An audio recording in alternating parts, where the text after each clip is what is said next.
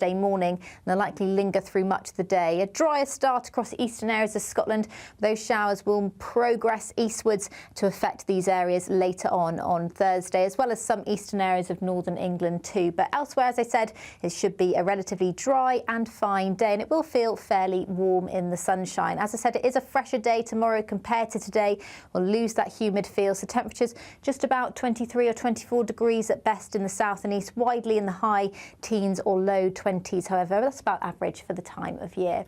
Now, Friday, we've got high pressure centred across the UK, so a more widely settled day. Plenty of sunshine through the day away from the very far north of Scotland. And it will feel fairly warm in the sunshine, but it could be another fairly fresh start. And that theme continues into the weekend. However, as we head towards Sunday, a risk of showers does develop across the south and east. See you again later. Bye-bye.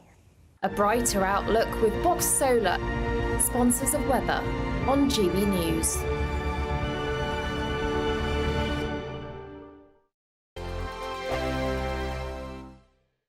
Hi there, I'm Michelle Dewberry, and I'm going to take a second to tell you all about my show, Dubes & Co. We start off with the issues of the day. We then bring in both sides of the arguments. We get rid of the disrespect, and then you throw me into the mix. And trust me, I'll tell it exactly how it is. And then, of course, the magic ingredient, you at home. We mix it all together, and what have we got? In my opinion, the best debate show in town. Monday to Friday, 6 till 7 on GB News, Britain's news channel. It's Patrick Christie's Tonight, and here we do things differently. It's explaining the absolute madness of this, doesn't it? It's explosive. I mean, this is very good. It's lively. 850. Your government sat there, Sean, and it did nothing. It's controversial. And the Middle East has been in turmoil since before I was born. It's everything you need to kickstart your evening. Everyone's had their Weetabix tonight. I love to see it. That's Patrick Christie's Tonight, weeknights from 9 p.m. Only on GB News, the People's Channel, Britain's news channel. Welcome to State of the Nation, daily plunge into the stories shaping our country. I'm Jacob Rees-Mogg, and Monday to Thursday we bring you the insights, the facts, the truth about how our country is being governed. Because what happens in Downing Street matters down your street. Tune in to State of the Nation every Monday to Thursday, 8 to 9 o'clock. Only on GB News, the People's Channel, Britain's news channel. We're proud to be GB News, the People's Channel, and as you know, we always love to hear your views. Now, there's a new way of getting in touch with us at gbnews.com/yoursay. By commenting, you can be part of a live conversation and join our GB News community. You can even talk to me, Bev Turner, or any of the members of the GB News family. Good afternoon, Britain. Your lunchtime update on the stories that matter across the UK. From breaking news and insightful analysis, inspiring stories and lively debates. You're comparing yourself to a former Prime Minister. Which is it? Stay informed, stay updated, stay entertained. I just don't know how anyone would not want to be there. Every weekday from midday. We are Good Afternoon Britain, only on GB News, Britain's news channel. I'm Stephen Dixon, and thanks for joining us on GB News, Britain's news channel. Every Saturday, 10 till 12, we'll bring you all of the news that you need to know. We'll also remind you that there is so much to smile about. It's my favourite time of the week. I get to relax, enjoy some light-hearted stories, and let Ellie teach me about fashion too. That's Saturday Morning Live, every Saturday, 10 till 12. Only on GB News, Britain's news channel. I'm Emily Carver. This is GB News, Britain's news channel.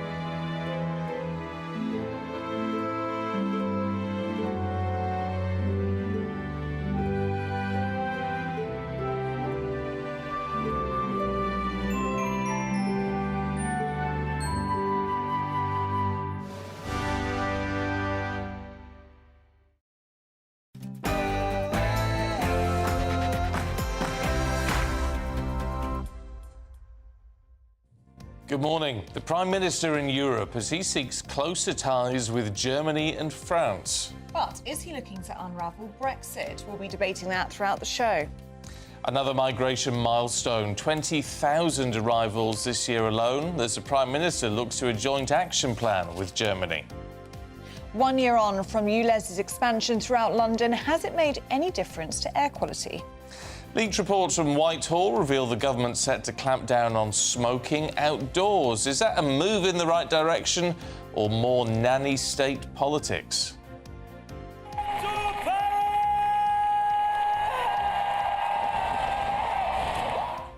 The Paralympics gets underway in Paris as 4,400 athletes take part in the opening ceremony. You stole my thunder. That's what I was going to do. You just stole my thunder. I enjoyed particularly the people with the pianos. Paralympics then is opening in Paris. I'm going to do it in a different way with Team GB, hoping to win between 100 and 140 medals. Lowly AFC Wimbledon knocked Premier League Ipswich Town out of the Carabao Cup, and the new style draw for the new style Champions League happens tonight. Morning. Quite a few showers around today, but will you get caught out by one? Join me shortly when I'll be going through the details in the full forecast. It's just gone 6 o'clock. I'm Stephen Dixon. And I'm Ellie Costello, and this is GB News Breakfast.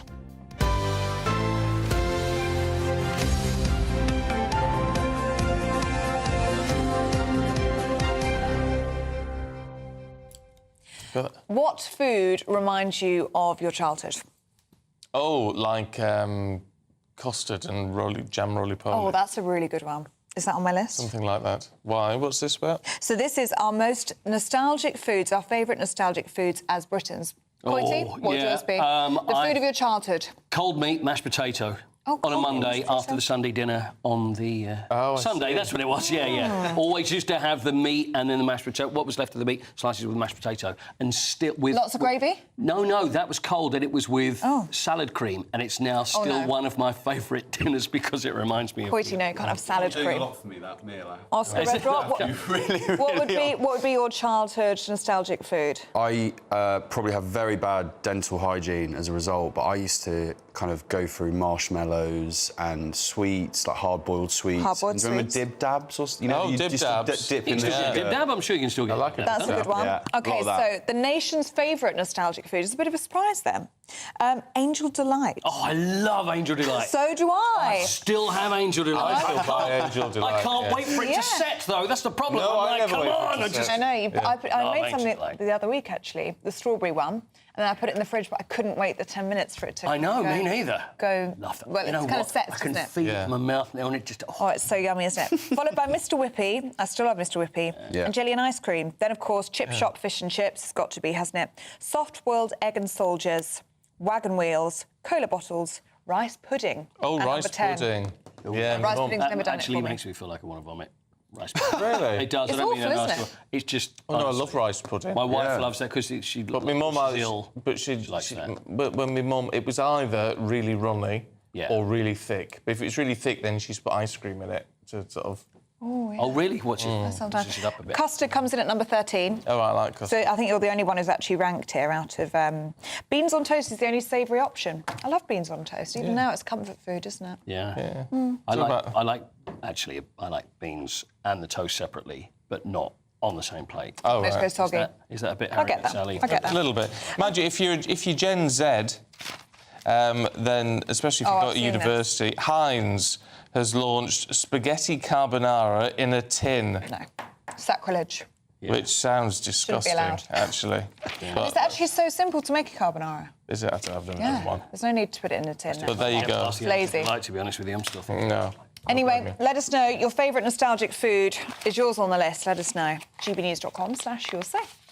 Well, on to more serious matters for you this morning. The Prime Minister is culminating a whirlwind tour of Europe today with meetings with the German and French leaders, apparently trying to reset the relationship with Europe. Well, speaking alongside the German Chancellor Olaf Scholz yesterday, Sir Keir Starmer signalled his new treaty with Germany is part of a wider, ambitious reset with Europe. Let's talk to former advisor to Boris Johnson, Oscar Redrop, who is here. I don't know what to make of this. I don't really know what they mean by a reset, what they're trying to achieve. In this case, it's a word that Starmer and the Labour government have used consistently, both domestically, within the UK, and also in terms of reviewing departments. And I think it's a kind of a communications technique in many ways to signal that how terrible was everything before, everything needs total upheaval and total reset. I think what's interesting here is, I think this is his 4th or 5th meeting. 5th, yeah. Is it 5th? Yeah. He's making a huge play with the EU, which will understandably make a lot of Brexit voters very, very nervous. I think there's a slight naivety that we saw yesterday as well, in terms of warm words, not a lot of actual deliverables or anything particularly substantive at this stage. And as we all know, warm words with, EU nations, particularly after our relationship changed so much after Brexit, obviously, only gets you so far. And that's not very far at all. I think there'll be, on the flip side of that, I know Starmer's team, his aides, along with Scholz's, have built a relationship for quite some time now, way before Starmer and his team rocked into number 10. They are very similar types of politicians. However, if Starmer is banking on Scholz and Germany as almost the conduit into resetting the relationships in different EU nations, Scholz's polling in Germany is shocking. He's a leader fast approaching his sell-by date. So in terms of the longevity there for Starmer, I don't particularly see it. And I think a lot of Brexit voters up and down the land will think, why are you spending so much time out there kind of schmoozing EU nations, and you're not getting on domestically and solving the problems that we solved here in the UK? It's ambitious, isn't it, for Sir Keir Starmer, and politically difficult as well for, obviously, the Brexit negotiations and people hoping that he doesn't undo Brexit. In terms of the treaty itself, ambitious in the sense that they're hoping to negotiate it within 6 months. But what do you think it will actually contain? Because that wasn't very clear yesterday, was it? It was just a long list of everything that we already worked together on. It wasn't very clear. It was things like, the economy, defence, immigration. Particularly on the economy, I read some really interesting reporting. The bandwidth of the EU at the moment and EU nations, similar to us, you would think, is incredibly low. The war in Ukraine, all these leaders are concentrating on the cost of living crisis that we're seeing domestically in EU nations. I think Starmer, it's very presentational with him at this stage. He wants to show, hey, I'm not Boris Johnson. You can talk to me. You can have dealings with me. But again, in contrast with the speech that he gave at number 10 in the Garden, where it was the bleakest, most depressing speech I've heard from a leader in the UK for quite some time. And then when he's in Germany, it's all about hope, ambition, reset. And I think that will jar with some members of the public. That's odd what you're signalling there with communication, I think. Well, then, in terms of what we're seeing sort of in terms of domestic politics, all over the newspapers this morning, banning cigarettes in beer gardens. Yeah, well, so... I mean, is that nanny state? I mean, is it sensible health policy or is it nanny state? I would say it goes slightly beyond nanny state, actually. I think it's in terms of, business. Like, you think about it, local pubs, bars, businesses, they have had the toughest time over the last few years, and they're probably, there might be landlords now watching this saying we're still not on the way back, but after COVID they may be starting to get on their feet again. And this is complete madness in that sense, in terms of they're wanting people through the doors, footfall, people can relax. I think it will sit really uncomfortably again with lots of members of the public, and that kind of overreach of, yes, health benefits, completely aware of that, but actually I'm an adult and I want to be treated as such, and I want to get on and live my life. And if that means having a cigarette and a beer in a beer garden on a nice summer's day, why does the government feel that they should be able to take that, that small pleasure away from me? The paper's also starting to predict what might come under Starmer's squeeze in October, because talking about that speech in the Rose Garden, the bleak and depressing one. He also said that the budget in October would be painful. Do you think fuel duty could come under that? He certainly didn't close the door. Has certainly not been closed on that. I think, you know, and I saw Rachel Reeves yesterday give an interview, and she said, and she kind of refused to comment on where these pressure points may come, where voters may be hit. And, you know, I don't write a budget 2 months, you know, out. Yeah, you very much do, actually. So there was a slight kind of dishonesty in that answer. And I think, again, you know, what it feels like in terms of the broader shoulders where they're going to target, I think that was rolled out on Monday. That was the terminology used. You know, I think for a lot of people, you know, they think of the squeezed middle is kind of coming back. You know, I remember that phrase growing up, you know, like, and I think that is going to be a real kind of demographic that will find things very, very, very tough. It's interesting, though, I mean, because you can understand there is some sense in saying broader shoulders will take the biggest burden, and yet we need to grow the economy. I mean, they're reliant, their whole economic plan is based on the economy growing, and actually it grows from the broader shoulders. Yeah, no, absolutely. But it has been the kind of the going for growth stuff that we saw before the election with Labour. I think I can't think of one policy that they've kind of teased since they've been in government that would produce such growth. And they're treading this very bizarre middle ground where you'll get the left, you know, of the left of the party, the left of the government, who will say, you know, you're not going far enough on, you know, tax, we need to invest, spend. And then, again, you know, people who probably in some ways lent their vote to the Labour Party at the last election. You know, you seem sensible, you know, we've had enough of the Tories. And we're going, I'm doing my absolute best to make life work for me and my family. Please, you know, leave fuel duty alone, you know, for one. Please do not view me as broad shoulders. I'm getting by, you know. So, very tough decisions, and I think this Labour Party will not be the most popular come October. Yeah, well, it's going to be difficult. It's going to be painful, in Keir Starmer's words. Thank you very much, Oscar Redrop. Good to see you. Now, the sun shone on the Champs-Élysées yesterday as athletes from across the world arrived to launch the Paralympic Games. Well, medal hopefuls from 168 delegations paraded through the French capital in glorious weather conditions for an ambitious opening ceremony. Yeah, designed to put disability at the heart of society. The theme was extravaganza, but what do we make of it all? Well, joining us now, our showbiz reporter Stephanie Tetchy. Really good to see you this morning. Good morning, Steph. Stephen and Ellie. An extravaganza it was. Definitely worth the 3 hours that I spent watching it yesterday.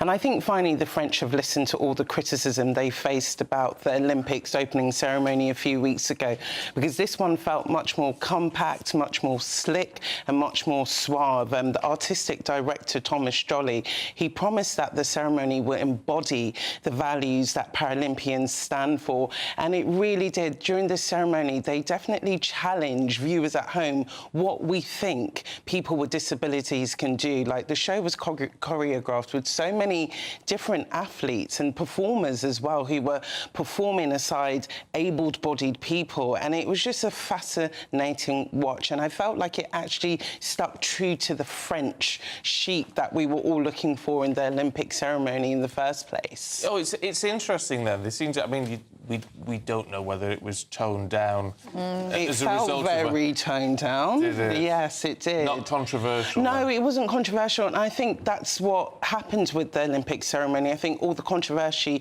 overshadowed all of the theatrics they had, where in this show you actually felt like you could breathe and appreciate with what you were actually seeing. So the ceremony was called Paradox, from discord to concord, and it was just basically challenging viewers at home to actually watch and see what people with disabilities can do. And some of the choreographs that I was watching yesterday was really impressive. It's stuff that you think to yourself, you wouldn't think that someone with a disability can do, and I think that was the beauty of watching the ceremony yesterday, and I think actually Thomas Jolly has actually redeemed himself.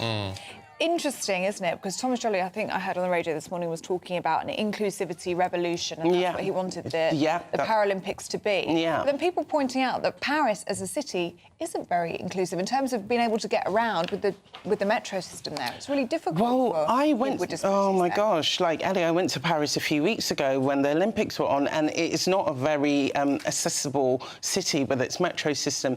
But I think what's happened with these Olympics, I think they've had to turn their, kind of culture on its head a bit and be more open and be more welcome. And I think from everything that's happened with the Olympics now, it's set the stage for the Paralympics, actually. So I think, actually, the Paralympics are getting the shine it deserves. Which is interesting. I know we really did that in 2012. It seemed like we lifted the Paralympics into something it hadn't been quite before. And that momentum's continued. So, I mean, it's really positive that Paris is, it would seem, doing the same. Well, it needs to, because I think a lot of people think, oh, the Olympics is over and that's it. And actually, no, we've got about 1,300 hours worth of sports coming up for the Paralympics. And I think it actually deserves a bit more shine than the Olympics itself, because we're seeing all these incredible athletes, 4,400 of them, as we saw yesterday, who are going to be taking part in these games. So I think as well, when it comes to creativity, I think people think disability doesn't deserve that mainstream. It does when it comes to creativity and choreography, but it actually does deserve that, and I think they've done that well last night. Were there any big names at the opening ceremony? Well, we didn't have no Celine Dion's, but I think it definitely had the French flair. We had Christine and the Queens, and she's quite massive in France, and she's got a fan base internationally. We had this guy called Sébastien Tuller, who's, again, another big French artist, so we didn't have the big mainstream names as such, but we had the right French acts representing, where I feel like at the opening ceremony and the closing ceremony, there was a lot of people who were still under the radar. And I think it's actually great that they didn't go for really big superstar names, because I think it would have overshadowed the ceremony. Yeah, that's a good point. I think it would be nice to have a huge name at the Paralympics and kind of to headline it, if you like. I know what you mean. It's nice that it was focused was on the French. Well, yeah, I think that's what it needed, because this is now the last time that they're going to be able to really put on a stage like this for the Olympics for a very long time. But who knows who they will bring out the bag for the closing ceremony, because what we're going to see with the Paralympian closing ceremony is them handing on the baton to the USA. And we know the USA, they do not do things by halves. Like we saw at the opening, we had that incredible stunt with Tom Cruise. So I think there could be more to come with these closing ceremony in about a week and a half. OK. Steph, thank you very much indeed. Guys. Thank you, Steph. Now, at 17 minutes past 6, let's take a look at some other stories coming into the newsroom this morning. Well, nearly 3 in 10 teachers in England personally provided food to pupils during the summer term out of concern for their welfare. Research says they're being forced to do that, especially in deprived areas. Health officials are warning over a potential surge in measles ahead of the beginning of the new school year. Parents are being urged to ensure their children are fully vaccinated against easily preventable diseases such as measles, whooping cough, meningitis, diphtheria and polio as part of a 6-week campaign by leading health groups. Children are facing a happiness recession, according to a leading welfare group. The Children's Society says we have lower life satisfaction compared to other European countries, with worsening well-being amongst teenagers, particularly girls, and those from poorer backgrounds. Complaints about financial products surged by around 70% between April and June compared to the same period last year. The Financial Ombudsman Service says consumers filed nearly 80,000 cases during this period. Professional representatives, who often take a portion of any payout, now account for about half of these complaints.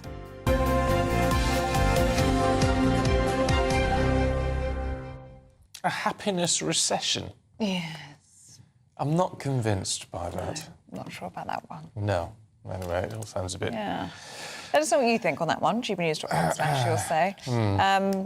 But I'm not sure. No. It just sounds like nonsense, doesn't it? Well, financial difficulties due to the rising cost of living are said to be contributing to the happiness recession. Oh. Amongst children? Amongst children, I don't know, they're not getting enough pocket money. Yeah, maybe. 20p a week I used to get. How much? 20p a week. It's not very much, is it, really? Yeah. It's all right, did me. Now, at 90 minutes past 6, London Mayor Sadiq Khan says expanding the capital's ultra-low emission zone to all 32 boroughs of London was the most effective tool available to quickly and meaningfully cut air pollution. Well, a year later, he claims it's working better than expected, bringing cleaner air to 5 million more Londoners. But with ULEZ charges forcing many off the road and onto the underground, how clean is the air on London's tube? Well, Ray Addison went to find out. Transport for London calls it tube dust. A rather whimsical way of describing what's floating around in the air in the 161-year-old underground system. TfL says the dust is a mix of metal particles, most of which are iron oxide, caused by track and wheel wear and braking, organic matter like skin and hair, and mineral dusts. This air quality monitor measures the number of fine particles per cubic metre. When you breathe them in, they're small enough to go into your lung and even enter your bloodstream, and have been associated with diseases including asthma, lung cancer, and even Alzheimer's. The World Health Organization says breathing an annual average of anything above 5 micrograms isn't safe. Right now, it's 6. So let's go down into the underground and see how polluted it really is. We carried out tests at more than 10 London Underground stations, finding levels as high as 171 per cubic metre. I think maybe some improvements need to be done. I got asthma, I am a smoker as well, and I feel that I die there, man. Yeah, the tube's horrible. It's just musty and warm and feels dirty. It's just horrible. Sounds bad, it does. Should be filtered more, I guess. You can't shut it down, can you? Because you need it.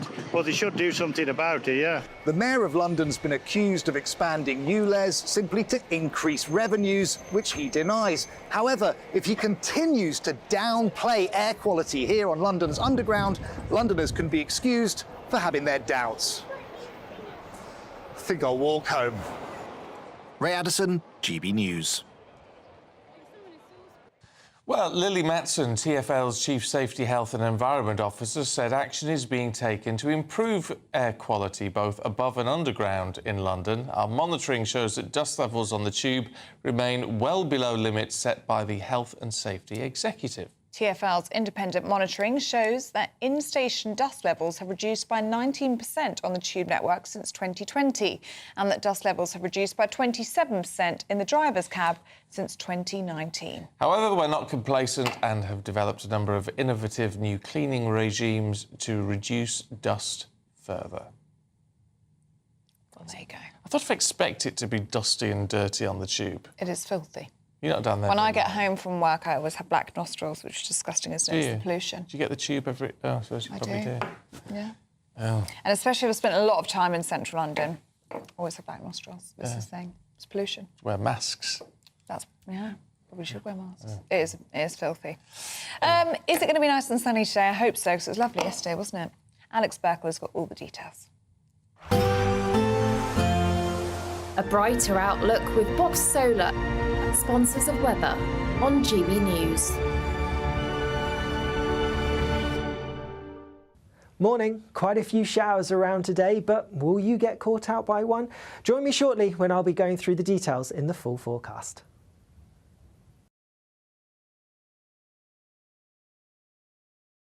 That warm feeling inside from Boxed Boilers, sponsors of weather on GB News.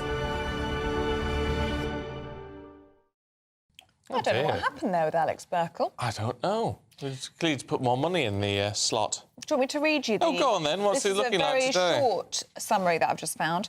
Breezy today with scattered showers moving in from the west in Scotland, Northern Ireland, Northern England and Northern Wales, turning drier and brighter later on. Sunny spells elsewhere. Tonight, the north will see variable cloud, clear skies and scattered showers. The rest of the north will see dry conditions and a few patches of cloud. Clear skies in the south. Oh, there you go. There you go. Didn't need Alex Berkel, did we? Oh, we always need Alex Berkel. He'll be back later on once we sort out his Once we sort him out.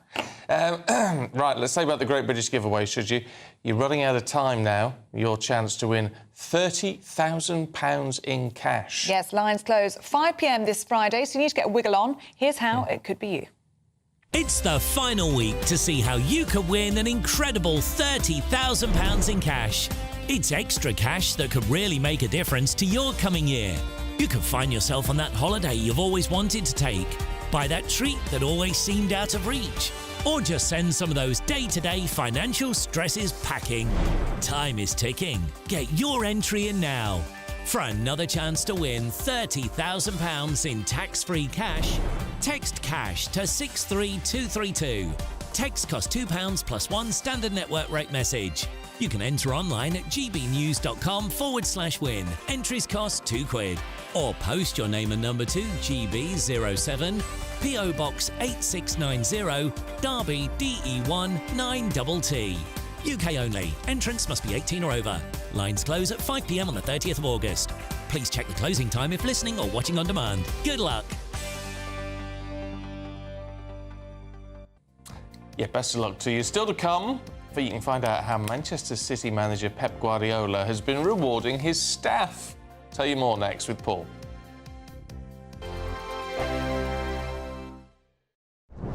I'm Christopher Hope. And I'm Gloria Di Piero, bringing you PMQ's live here on GB News. Whenever Parliament is in session on a Wednesday at midday, we'll bring you live coverage of Prime Minister's questions. We'll be asking our viewers and listeners to submit the questions that they would like to put to the Prime Minister, and we'll put that to our panel of top politicians in our Westminster studio. That's PMQ's live here on GB News. Britain's news channel. This is GB News, Britain's news channel. It'll be back to school for many kids in the coming weeks, and my boy Jude starts school for the first time in a few weeks. Kate Stewart, who's a Liverpool entrepreneur, has just launched her annual school uniform appeal. It's an incredible initiative she set up a few years ago to ensure those who couldn't afford school uniforms for their kids can now access uniform for free. And we're delighted to be joined by Kate now. Was there any particular reason you decided to do this and help other families in the way you are? Every child should walk through the doors in September ready to learn, focused on their learning and education, not thinking about what they're wearing or that their pants have got holes in or they haven't got brand new jumpers on. You posted something on your social media, this incident with the Asda skirt. Somebody was not allowed to wear a skirt that looked similar to the uniform but was from Asda to help with the costs. I've campaigned tirelessly about this. Uniforms are put in place so everybody is the same. Children are the same as their peers. No designer wear is allowed, which I agree with. But schools are making their uniforms designer by insisting that their logo must be on the uniform. Now, a uniform from a supermarket can cost £20. Children fall over, they get holes in the pants. You can go to Asda and buy a new pair of pants for £3. When they've got the logo on, you're looking at £20. Stop the logos. Let's go back to basics. A school uniform consists of grey pants, a white shirt, a red, green, whatever colour cardigan, and make it accessible for families. If the schools want the logos on, then give it to the families to iron on or sew on. That's fine. So go onto my Instagram. It's Kate Stewart Life. The link's in my bio. And please give what you can. The price of a cup of coffee will make a massive difference. GB News, the People's Channel. It's Patrick Christie's Tonight, and here we do things differently. It's explaining the absolute madness of this, doesn't it? It's explosive. I mean, this is very good. It's lively. 850. Your government sat there, Sean, and it did nothing. It's controversial. And the Middle East has been in turmoil since before I was born. It's everything you need to kickstart your evening. Everyone's had their Weetabix tonight. I love to see it. That's Patrick Christie's Tonight, weeknights from 9 p.m. Only on GB News, the People's Channel, Britain's news channel.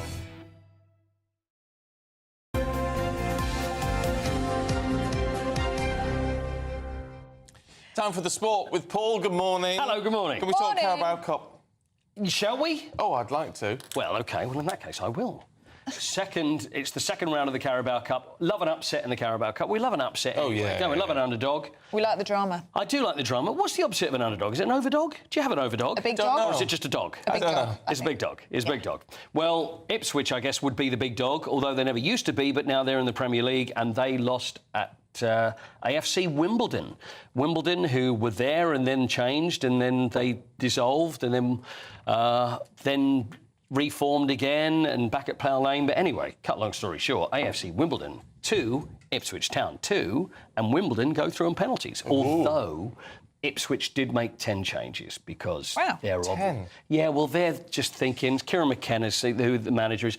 Although it's only like 2 games into the Premier League, they're just thinking the most important thing is that we stay in the Premier League. But it's like it's a long season. At least have a go.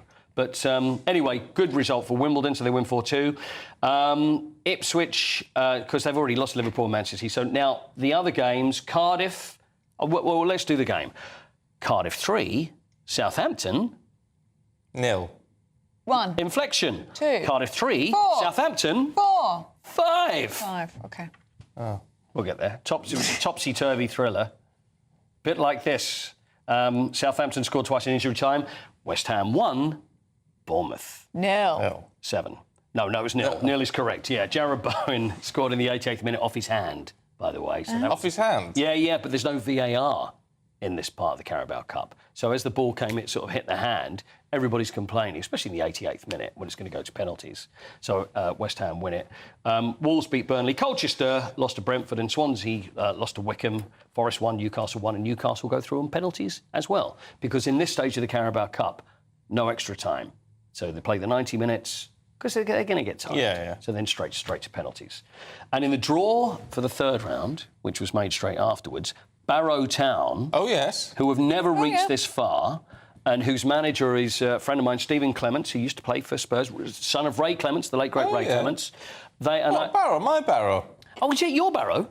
This is his Barrow. Yes, that's it. I didn't know you were a Barrow. Yeah, from Barrow man. Oh, you should buy the club. Buy the club. Ridiculous. With all your millions and trillions. I've got a wheelbarrow. If that's as close as I get. Apart from, well, in that case, maybe we should. Are you thinking? Yeah, maybe we should get Stephen, because Stephen Clements, I sent a message to Stephen yesterday, so, congratulations, maybe we should come on. If you get a big draw in the third round of the Carabao Cup, will you come on? He said, yeah. Oh, brilliant. They drew Chelsea away. Oh. Now, isn't that good? So now there's more reason that we should get Stephen on to speak. Oh, yeah, absolutely. To Stephen's talking about Barrow. And you should invest. I think this is a great idea. I'm not investing. I haven't got any money. You do. It goes on the dog. I think it would be great, don't you think? Well, you think what? You think that... Or at least they should Stephen go should become a shareholder of Barrow? Yeah, I think you should. Exactly, a shareholder. I don't know if that's going to make me any money, is it? Well, Chelsea away is going to make you a few money. If they're beating Chelsea, it will. I'd get your investment in now because Chelsea at Stamford Bridge might it's not happening. Right, Paralympics then. Should we talk about Paralympics? I know Steph was talking about that and the opening ceremony. I did get a bit confused by the pianos and what they were doing. Did you see any of that, the dancers? And can't say I watched it myself, no. It's a bit bizarre. But anyway, 168 nations, better weather, obviously, during the ceremony yesterday. Looks like they had the red arrows there. Is that their That's the French arrows, the rouge arrows, they call those. There we are. Oh. They're not going very fast, are they? They're not. No. I don't think that's the They're not competition, speeding down the Champs-Elysees there. So we have 215 athletes. Dame Sarah Storey, who always seems to win gold. Doesn't she? This is her 9th Paralympics. Good for her. 9th Paralympics. So she's got Iona Winifred, who swims, is 13 years old. So she's our youngest competitor. 13? At 13. I know, at 13.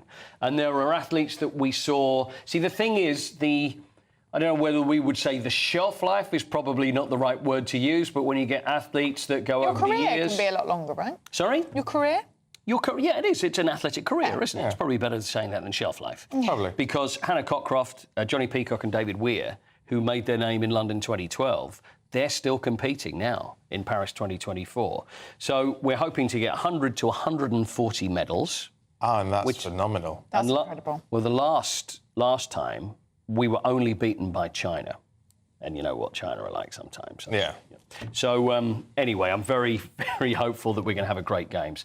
Kadina Cox, cycling time trial, so she goes today. So great gold medal possibility, and she's won gold in cycling and athletics. Daphne Schrager also in cycling as well. So you know what? It's a great time to be watching more sport, and the Paralympics. Everything's going to be on. Brilliant. Good on them. Champions League. Yeah. The Champions League. Is it too early to throw you with just really confusing draw No, go systems? for it. Are you sure? It's all new, isn't it? It is. It was 8 groups of 4 that they had when they used to make the Champions League draw, and they'd have the bowls, and then to number there they go. Yes, Manchester United. Well, that was the old days, and then they say we'll play. So now they have a thing called the Swiss method, which has been put together. 36 teams will now play 8 times in a league, and they will play them home and away. So to actually make the draw, they're having to use AI because it's going to be so confusing. And 125 matches has now become 189 matches. You know why they're doing this, don't you? No, why? Money. It's all about money. I mean, they pretend it isn't. UEFA say, oh, it's going to be more exciting, and you'll find that, there's more chances that it'll be exciting. It's like, come on, it's just that there's going to be more games, there'll be more things televised, and they're going to make more money. They're even having in the new anthem, because you're the champion. They've got a new theme as well. So they're even going to change that. Each team drawn against 2 teams from each of the 4 seeded pots, playing 1 team from each pot home and away. The majority... Makes sense? Nope. The majority is done by AI. A ball is drawn. The 8 teams will then face each other. AI factors in country protection. If they did it normally without AI, apparently it would take 4 hours and there would be over 1,000 balls that they have to put. It's really, really confusing. But the simple way of doing it is from before, there'd be 4 leagues. Now it's just 1 league, and they'll choose only 8 teams that each one will play, and then it will go into the knockout. I'm really, really finding this really, really exhausting. Yeah, it's not going to take away from it because everyone's just going to think, what on earth is going on? Yeah. It's a bit like the original Olympics opening ceremony. It's going to be a little bit like that without the rain. Without the rain? That's what it's going to be like. Or the drag. So, no, I think there probably will be drag involved in as well. But anyway, it happens this evening. Don't worry about how they're doing it, what's going on. All you need to worry about is who Aston Villa and Liverpool and Manchester City and Arsenal will play. And you're going to fill us in tomorrow? I will try. Well, actually, I won't be here. No, you're not here. I won't be here. Oh. But someone will fill us in. Someone will be here will fill you in tomorrow. Excellent. Lovely. Paul, thank you very much indeed. Thank you. Do stay with us. We're going to be going through the biggest stories of the day next in the papers.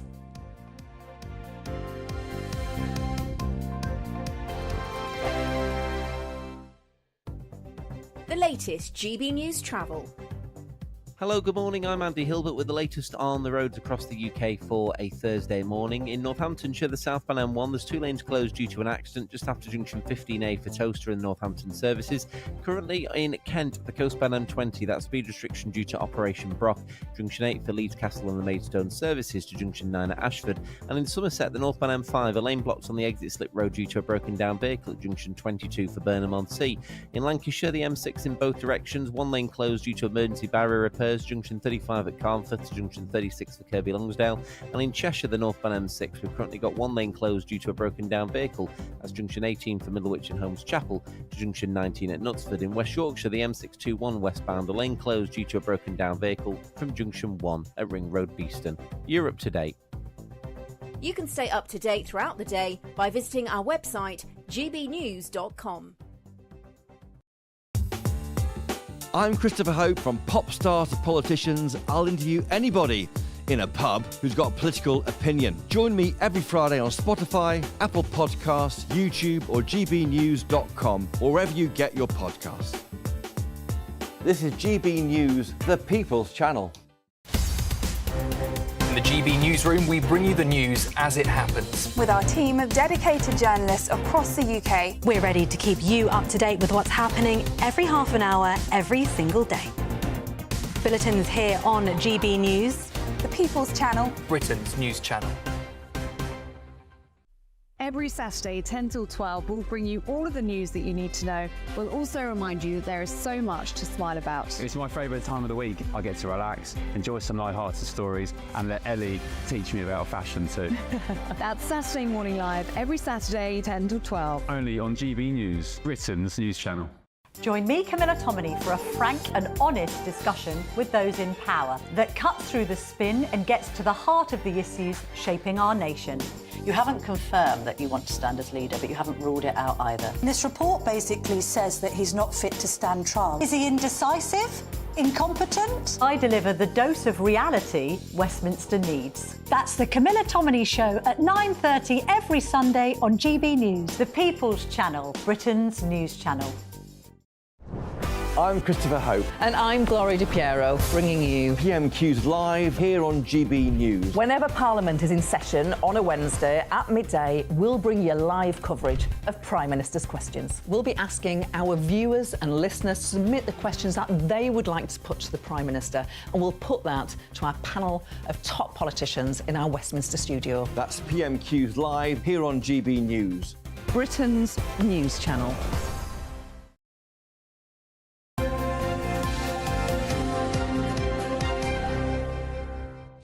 6:39, good morning. Let's have a look at the front pages for you. And the Mail leads with motorists face a fuel hike under Starmer's squeeze. The Guardian report on a think tank that claimed the Tories woefully understated the cost of asylum. The Express quotes Nigel Farage, saying the Prime Minister has not said a word on the boats crisis. No cigarettes and alcohol. A ban on smoking in pub gardens, that's according to The Sun. The Times has a mass release of inmates, rolls the dice on crime, and also an image of the plane, which escaped a very nasty ending after crashing on the A419 in Gloucestershire. Well, joining us now to go through the papers this morning is former advisor to Michael Gove, Charlie Rowley, and former Labour advisor, Scarlett Maguire. Very good morning to you both. Good morning. And Scarlett, let's start with you, shall we? In the story in The Sun, crazy situation, no cigarettes and alcohol. Ban on smoking in pub gardens, they say. Yeah, well, can we start with some facts? I mean, nowhere does it say there's going to be a ban on alcohol in pub gardens. But they're saying no cigarettes with your alcohol. Right, They're quoting the song, aren't they? So, I mean, look, we all know that cigarettes are bad for you. There is no upside to cigarettes. It's not like... It isn't actually like alcohol, where you go, well, it's nice, it relaxes you, things. And so it also costs the NHS an absolute fortune. And we've already begun. So I remember all the fuss about banning cigarettes in pubs, and it was wonderful. You could finally walk into a pub and not come out stinking. Yeah, but that was all for the benefit of people who weren't smoking, wasn't it? It was for the welfare of other customers and the welfare of bar staff. And it was because smoking's bad for you. Yeah, that's what we do have to understand. But it was against passive smoking, whereas there isn't passive smoking in gardens. Well, actually there is. I mean, if you're in a pub garden and you're at a table next to a bunch of smokers, I mean, what's interesting is there are so few smokers. I mean, when I go into pub gardens, there are, and that's where you're going to get the smokers, there are very few. I mean, actually, the smoking ban has worked, is that people smoke far less. And smoking does kill you. It does cause awful, awful diseases. And actually, the less smoking there is, the better. Yeah. Charlie? I can see the benefit of banning smoking outside, for example, kids' parks, so young children's play areas and schools, for example, because you don't want to obviously have a new generation of people coming in to start smoking because of the negative health impacts. But I think if you're in a pub garden or if you're outside a football... I'd like to see anybody policing outside a Premier League or National League football stadium, where people might choose to be puffing away before a football match, trying to enforce those people to say you must put that out before you go into a football match.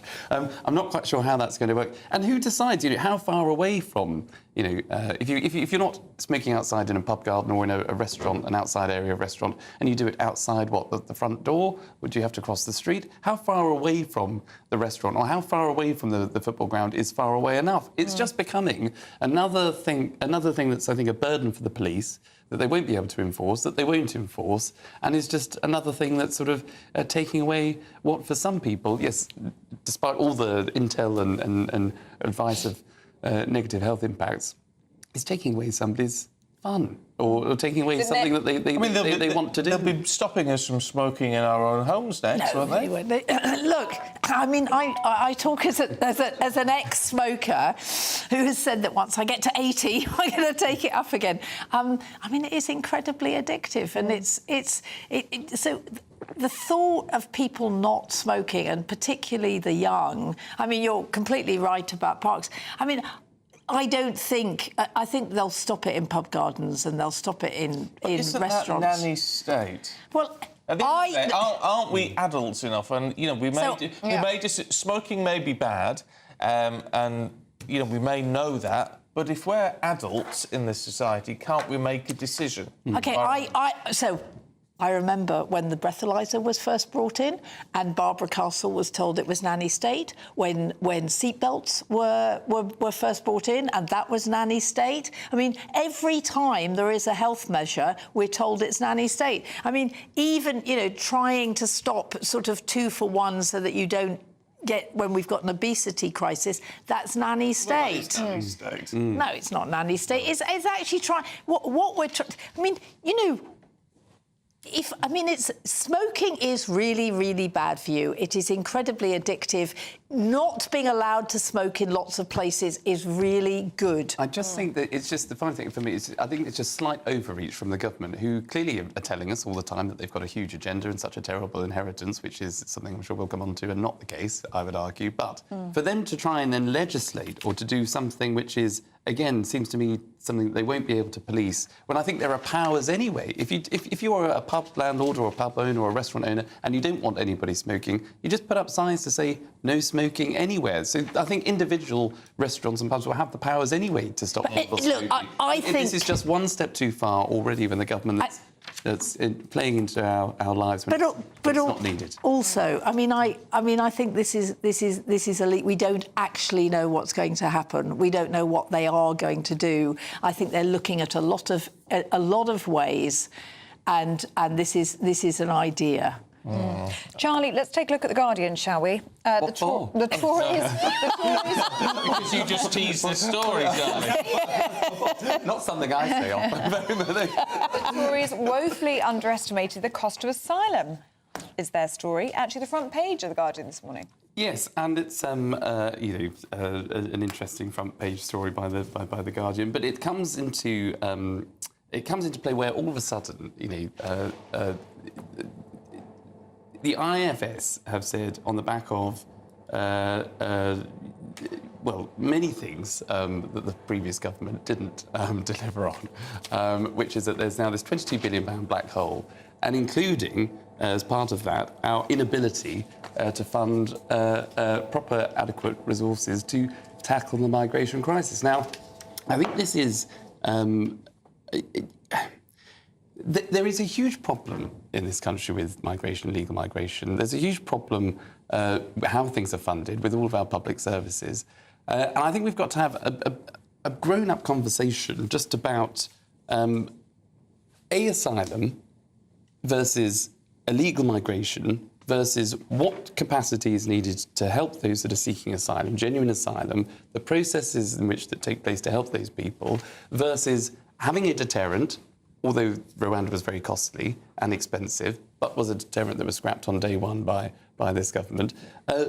What do we want in this country? Do we want to fund a border force? Do we want to fund bigger deterrents? Do we not? Do we want to have more people processing those claims? Do we want to make sure that we have an immigration points-based system that allows the right people into the country, that deters those that are trying to come in illegally?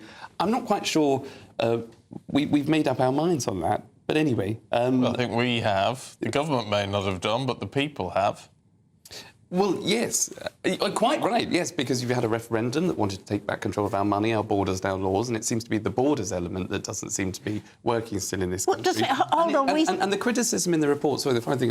The criticism in the report is effectively saying that it was Conservative minister after minister that wasn't able to grip the funding, wasn't able to grip the situation. And I have to say, this is from a department, a Home Office that has been described as not fit for purpose under John Reid all those years ago, and it is still not fit for purpose. It is a basket case of a department.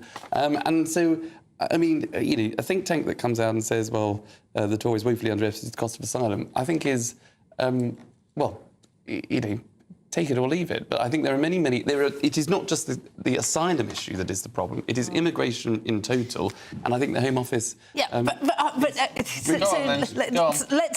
Let's unpack this slightly. So the IFS, which is an independent think tank, the Institute for Fiscal Studies says that it's desperately...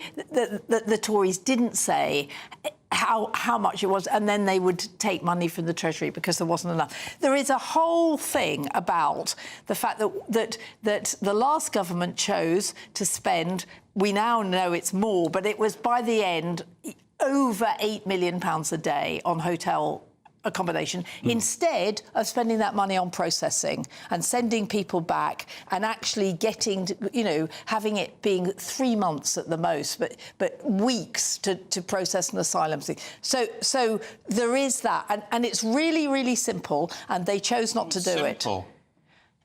It's really simple that you choose to actually hire people and assess. All right, but you can't not, if the people are in the country, you've got to put them somewhere. You send them back.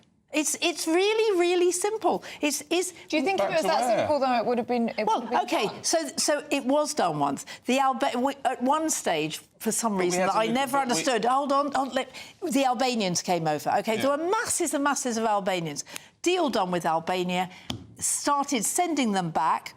We don't get Albanians anymore because they know they're going to be sent back. But France wouldn't do a returns deal. They said it had to be Europe-wide and we couldn't do one. No, because we're not sending them back to France. We're sending them... I mean, we don't get many French people coming over in boats, right? No, but you have to send them back to the country from the last country they were in. No, you send them back to their country of origin. We sent the Albanians back to Albania. Yeah, but if they're throwing their passports in the channel on the way over, which we know they were doing, we've got footage of them doing it, and they say we're not going to tell you what country we're from, what do you do?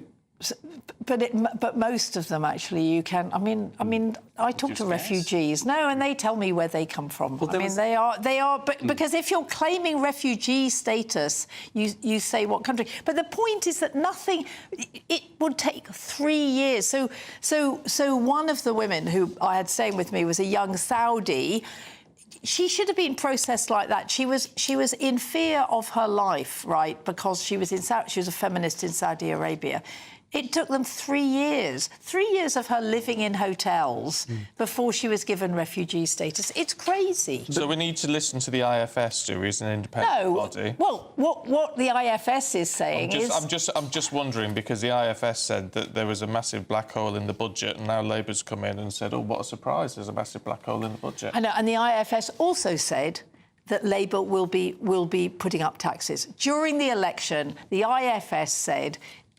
whoever gets in, they're going to have to put up taxes. The IFS, I was talking to the head of the IFS and actually I was at a dinner and he was asked by a journalist, were you getting a lot of flack from the Labour Party because you kept on saying they're not telling the truth, that they are going to put up taxes. They're going to put up taxes. Just very quick, I'm final on this, because there was a clip the other day, I think, of two Home Office officials. It was the Perm Secretary and I think the second Perm Secretary of the Home Office who declared to, I think it's the Public Accounts Committee, Meg Hilly, I think, is the chair, who announced, and which took the committee by surprise, that there are 5,000 hotel rooms that are just being held, that the Home Office continue to pay for day in, day out. Nobody's in them because they think that there's going to be an overflow from, I think, Manston, and you need that sort of buffer space to do the processing. You need to hold somebody somewhere before you send them back. But 5,000 hotel rooms every day are still being paid for. Well, it's ridiculous. Which is ridiculous. But I would argue, and I would...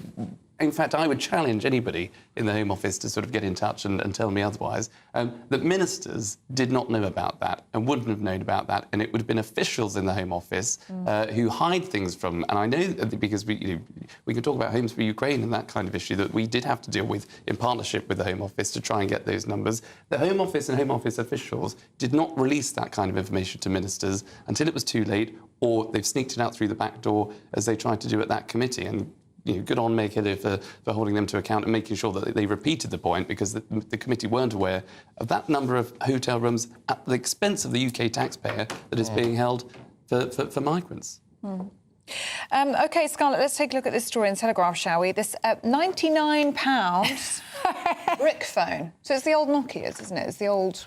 Well, yeah, and they're trying to make them... They're Barbie phones, right? So this is to do with... And it's to try and make phones that don't have the internet, that are not smartphones, trendy for children. Right. So that children can have a phone that means that their parents can phone them, they can phone their parents, they can text, but they're not going onto the internet. And there is... Right. Yeah, there is a question about whether... And they're trying to make it as trendy as possible, you know, by making them all... It's all pink and Barbie. And there is a big question about whether it's going to work. You're absolutely right. But it is... That's what it's about. It's a huge amount of money still, isn't it? I mean, £100 for essentially a brick. I mean, you can pick them up for £10 down any supermarket, can't you? Yeah, but it's the trying to make it on trend. That's what it's. You're paying a lot of money for a trendy phone to try and keep your children off the internet. Charlie, in 10 seconds, do you think it will work? No. No. Right. Oh, there you go. Thank you for your insight. Yes. But I appreciate you're out of time now. I appreciate the attempt. Charlie, Scarlett, thank you. We'll see you later on. All right, let's see if Alex Berkeley has got the weather details for us now, shall we? A brighter outlook with Box Solar, sponsors of weather on GB News. Hey, good morning. Here's your latest GB News weather update brought to you by the Met Office. Plenty of sunny spells around as we go through today, but also quite a few showers for some of us as well. We've already seen some of those showers developing across far northwestern parts, but they are going to become more widespread as we go through today, especially across Scotland, but some showers for Northern Ireland and northern western parts of England and Wales as well. Further south and east, a greater chance of staying dry, and here there will be a decent amount of sunshine on offer too, and in the sunshine it will feel pleasantly warm, although temperatures not quite as high as they were yesterday. More showers to come as we go through the end of the day across parts of Scotland. There will be some sunny spells in between those showers, but worth bearing in mind as some of the showers could be a little bit on the heavy side, and there could be some brisk winds at times towards the Northern Isles too. Also some showers as we go through the end of the afternoon into the evening for Northern Ireland and some parts of England and Wales, but here the showers really are going to be pretty isolated. Most of us will avoid them, and it is going to therefore be a pretty dry end to the day with some late sunshine around as well. Many of the showers across Scotland and Northern Ireland will actually clear away as we go overnight, so for many it is going to be a dry night with some clear skies, and with that we are going to see temperatures dipping a little bit lower than you might expect for the time of year. It is still just about summer for the time being, and we could see some fog patches across parts of Northern Ireland, Wales and southwest England first thing on Friday morning. Through Friday itself there could be some further blustery showers affecting the far northeast of Scotland, and perhaps some brisk winds towards the southeast at times and one or two showers elsewhere, but on the whole it's looking like a dry and often sunny day, and with that again feeling pleasantly warm in the sunshine, temperatures ranging from mid to high teens in the north to low possibly mid-20s further south. Bye-bye. That warm feeling inside from Boxed Boilers, sponsors of weather on GB News.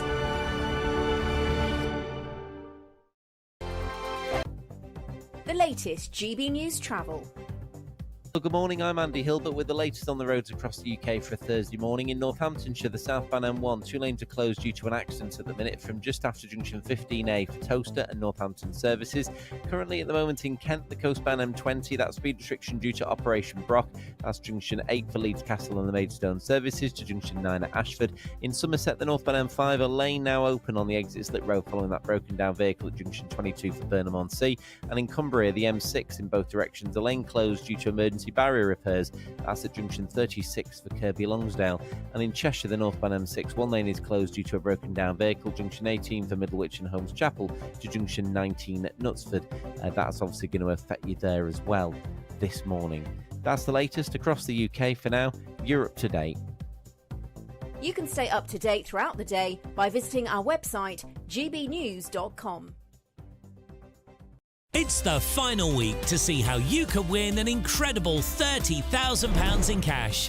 It's extra cash that could really make a difference to your coming year. You could find yourself on that holiday you've always wanted to take, buy that treat that always seemed out of reach, or just send some of those day-to-day financial stresses packing. Time is ticking. Get your entry in now. For another chance to win £30,000 in tax-free cash, text CASH to 63232. Text costs £2 plus one standard network rate message.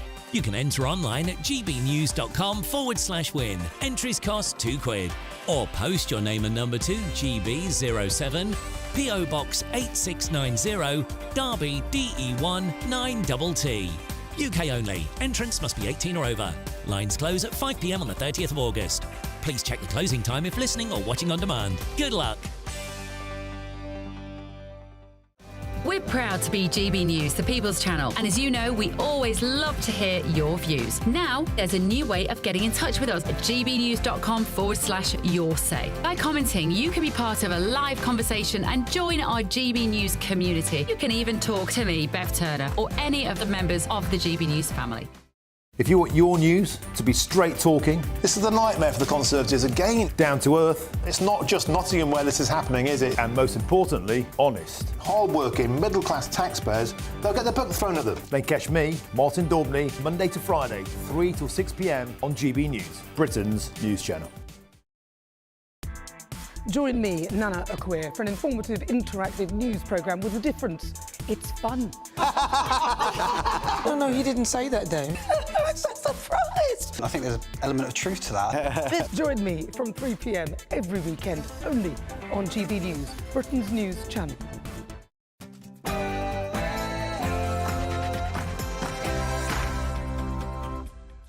Good morning. The Prime Minister's tour in Europe culminates today as he seeks out closer ties with Germany and France. But is he looking to unravel Brexit? We'll be debating that throughout the show. Another migration milestone, 20,000 arrivals this year alone, as the Prime Minister looks to a joint action plan with Germany. 1 year on from ULEZ's expansion throughout London, has it made any difference to air quality? Leaked reports from Whitehall reveal the government's going to clamp down on smoking outdoors. A move in the right direction, or nanny state politics?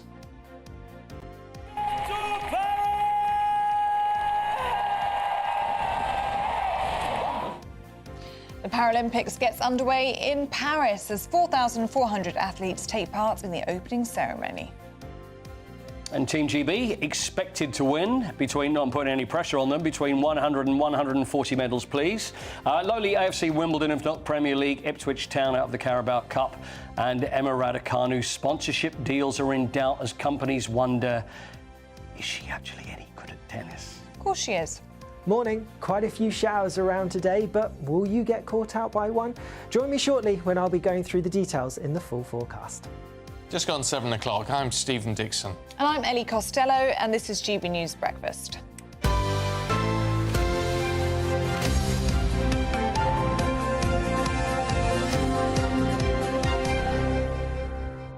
Yeah, with Emma. Do you think that was a bit strong, Ellie? I think it's a bit strong. Do you think it was a bit strong? I think people are a bit mean to her. It wasn't me, but that's the company. I don't mean to be. But I think she's still got a long way to go. Okay. She's only a wee nipper, isn't she? 21. What is she, 21? 21. Yeah, 21. she's got loads of time. I think it's a bit harsh, I've got to be honest. OK, I apologise. Sorry, Emma. No, don't worry, it's not you. Smoking. Yeah, let's talk about smoking. Loads of you getting in touch on that. Smoking to be banned from pub gardens, according to leaked Whitehall documents. David says another nail in the coffin for pubs stopping the smoking in gardens. Another David says at this rate there'll be no pubs left to go to. Yeah, Mary says that's the end of that then. What about standing outside a restaurant? You won't be able to do that anymore. Pubs will close, restaurants will close. It's all going down the pan. Elle says smoking in pub gardens. Smoking kills, but so does obesity. Are you going to start banning eating in pub gardens? Dickie says ban smoking in beer gardens, then it'll be all other forms of entertainment that the masses enjoy. No more football, Taylor Swift concerts or music generally, or theatre. And then finally, a ban on sex. Wow. And Lorraine says the downfall of the local pub... I won't say anything on that, it's all a bit early. Lorraine says the downfall of the local pub happened when the smoking ban occurred. I don't smoke, but my husband does. So now we just stay at home and at least that way we can drink together. To be fair, I think I'd have to look up the figures. I think the ban on smoking in pubs did not significantly damage trade. I think I'm right in saying. Is that right? Because I would imagine... the amount of friends that I knew that would only smoke socially inside a pub. Yeah. And then you don't get like loads of people I think standing up. Oscar Reddrop's here. He'll know. Yeah. Was that? Yeah, am I right on in the that? spot there, Oscar. Or was that just the spin that was delivered at the time? I think, was it 2006, 2007, and that indoor smoking? So it's a little bit before my time, actually, as a smoker anyway. But in terms of this kind of overreach now into outdoor spaces... How would this go down inside the Palace of Westminster? Because I imagine there's lots of smokers and... Well, yeah, absolutely. I mean, I just think it's in many ways nonsensical. And in terms of, like, triaging your priorities as a new government... You know, seeing the Sun, who again in many ways lent their political support to the Labour Party quite impactfully before the election, front page like that is going to do you no favours with the general public. All right, well, look... Just leave it alone. It does seem a bit... And Sue makes that point, saying there are bigger issues to sort out now rather than Dave having a cigarette in the beer garden. Yeah, immigration is the biggest one, spaces in prisons is another. Yeah, I mean, as you see, Oscar Reddrop is here.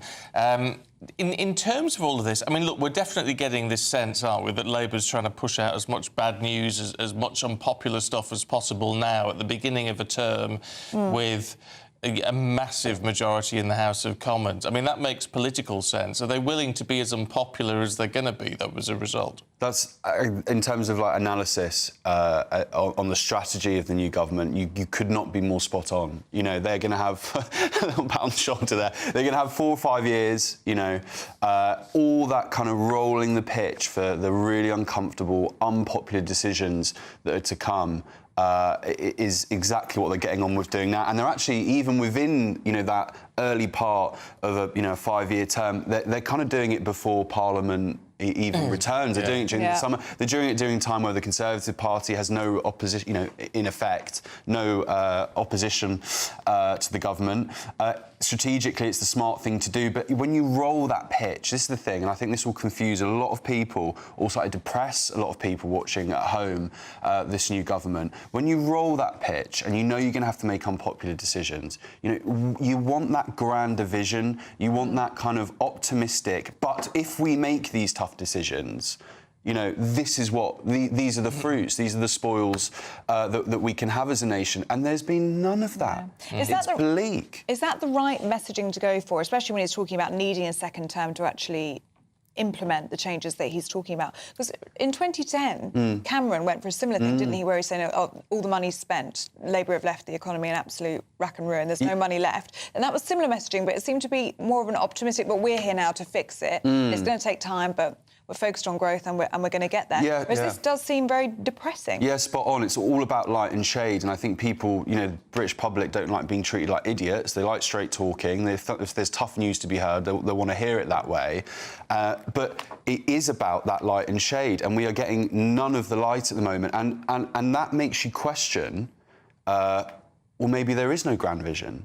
You know, maybe there is the kind of a managerial, kind of each issue on its own merits, unpopular choices, kind of quiet managerialism that we see sometimes, you know, from politicians like Starmer.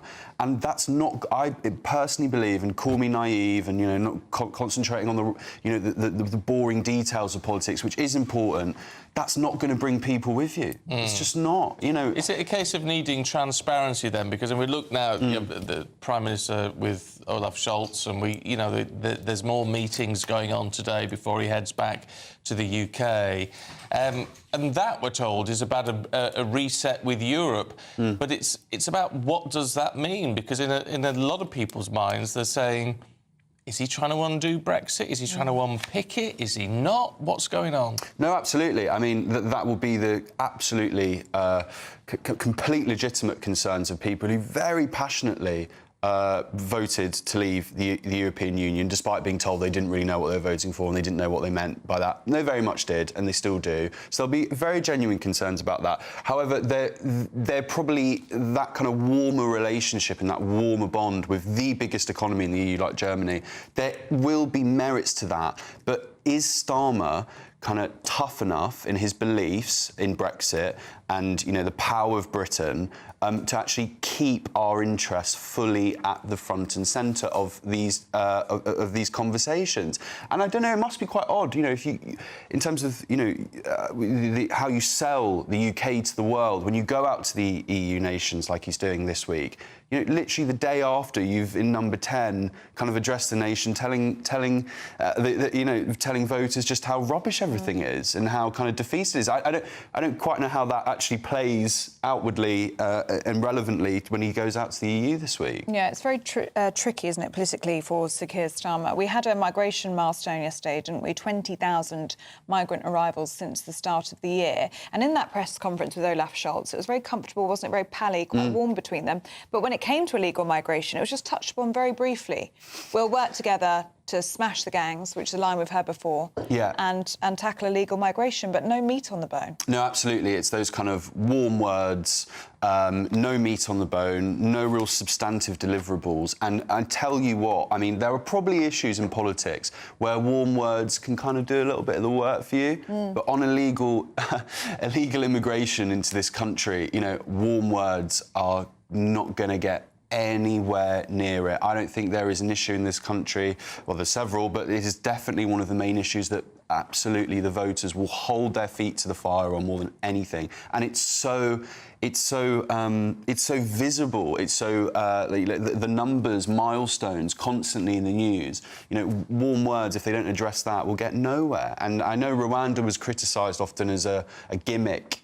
But, you know, smashing the gangs as a catchphrase is what it's seemingly become at this point. You know, it could be just as easily viewed as such. Yeah, heck. It does just leave you wondering what's going on.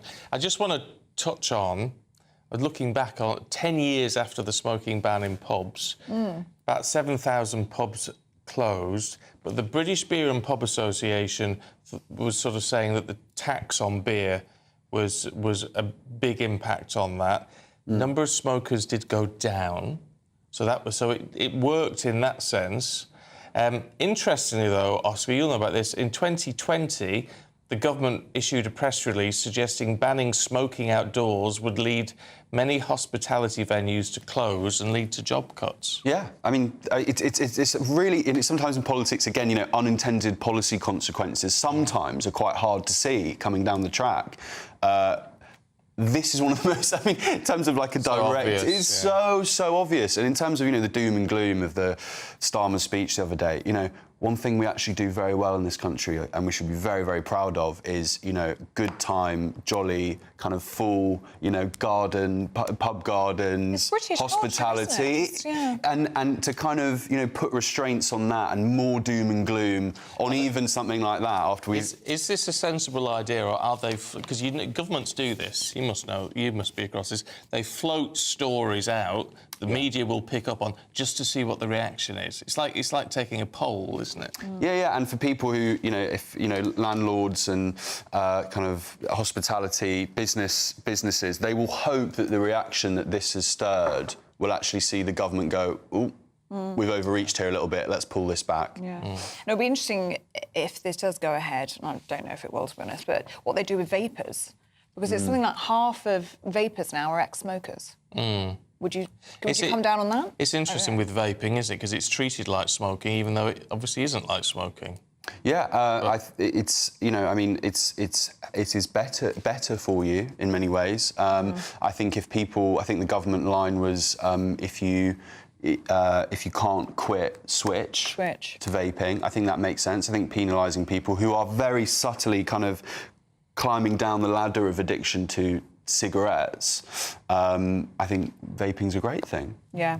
Let's try and stop it the other way, isn't it? Stopping it from becoming a gateway. But broadly, just like let adults be adults and like kind of police themselves on things like this. I think. I think a lot of people would agree with you, Oscar. Well, it might be wishful thinking. Yeah.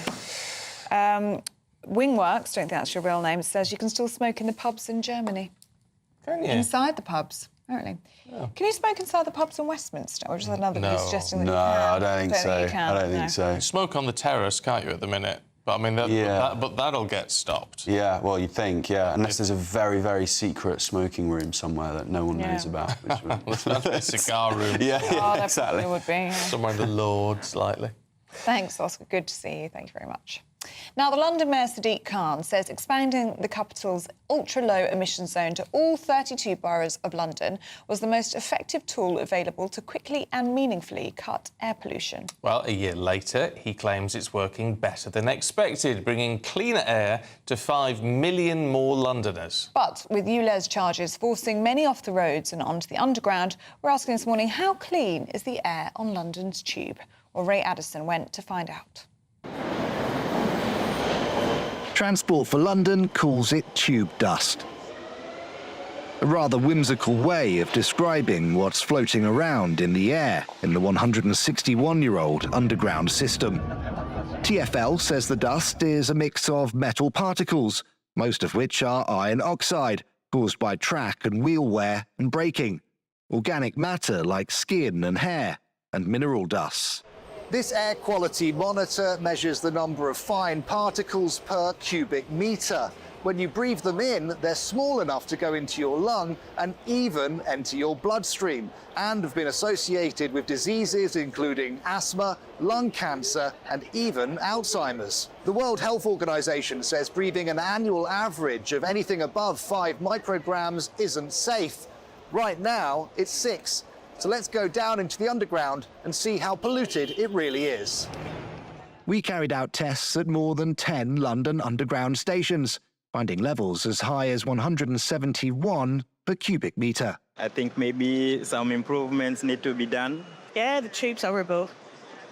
It's just musty and warm and feels dirty. It's just horrible. Sounds bad, it does.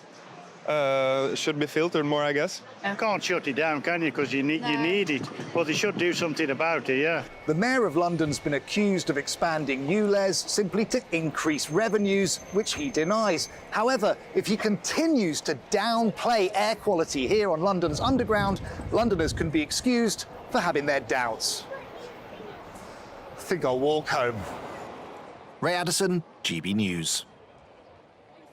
Well, Lily Matson, TfL's Chief Safety, Health and Environment Officer, said actions being taken to improve air quality both above and underground in London.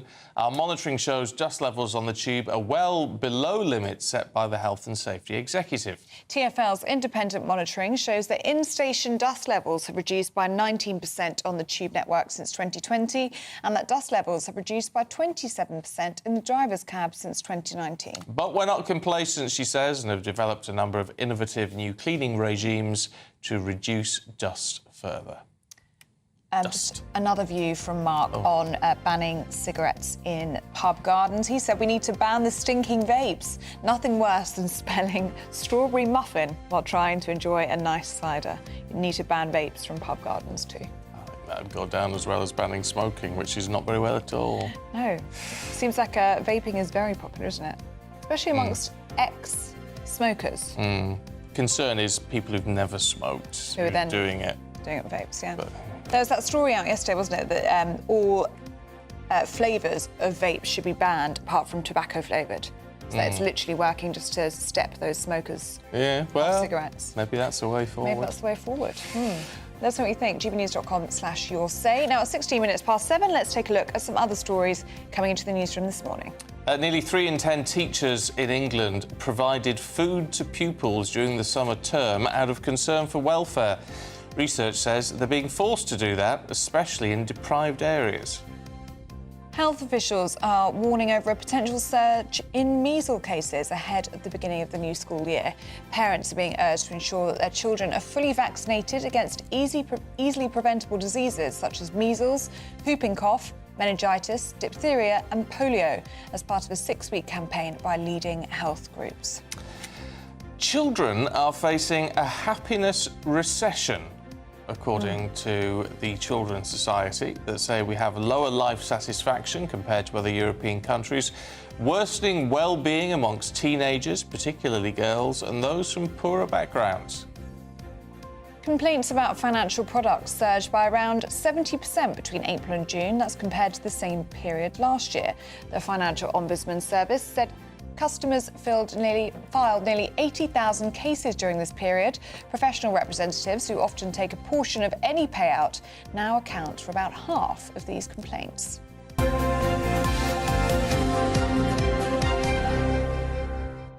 I'm quite glad that people are complaining. I mean, if they've got something to complain about, but we should, where we're paying for stuff, you should be able to say, no, I'm not happy.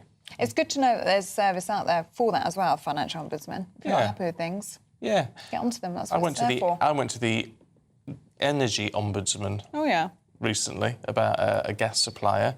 It was really easy to do.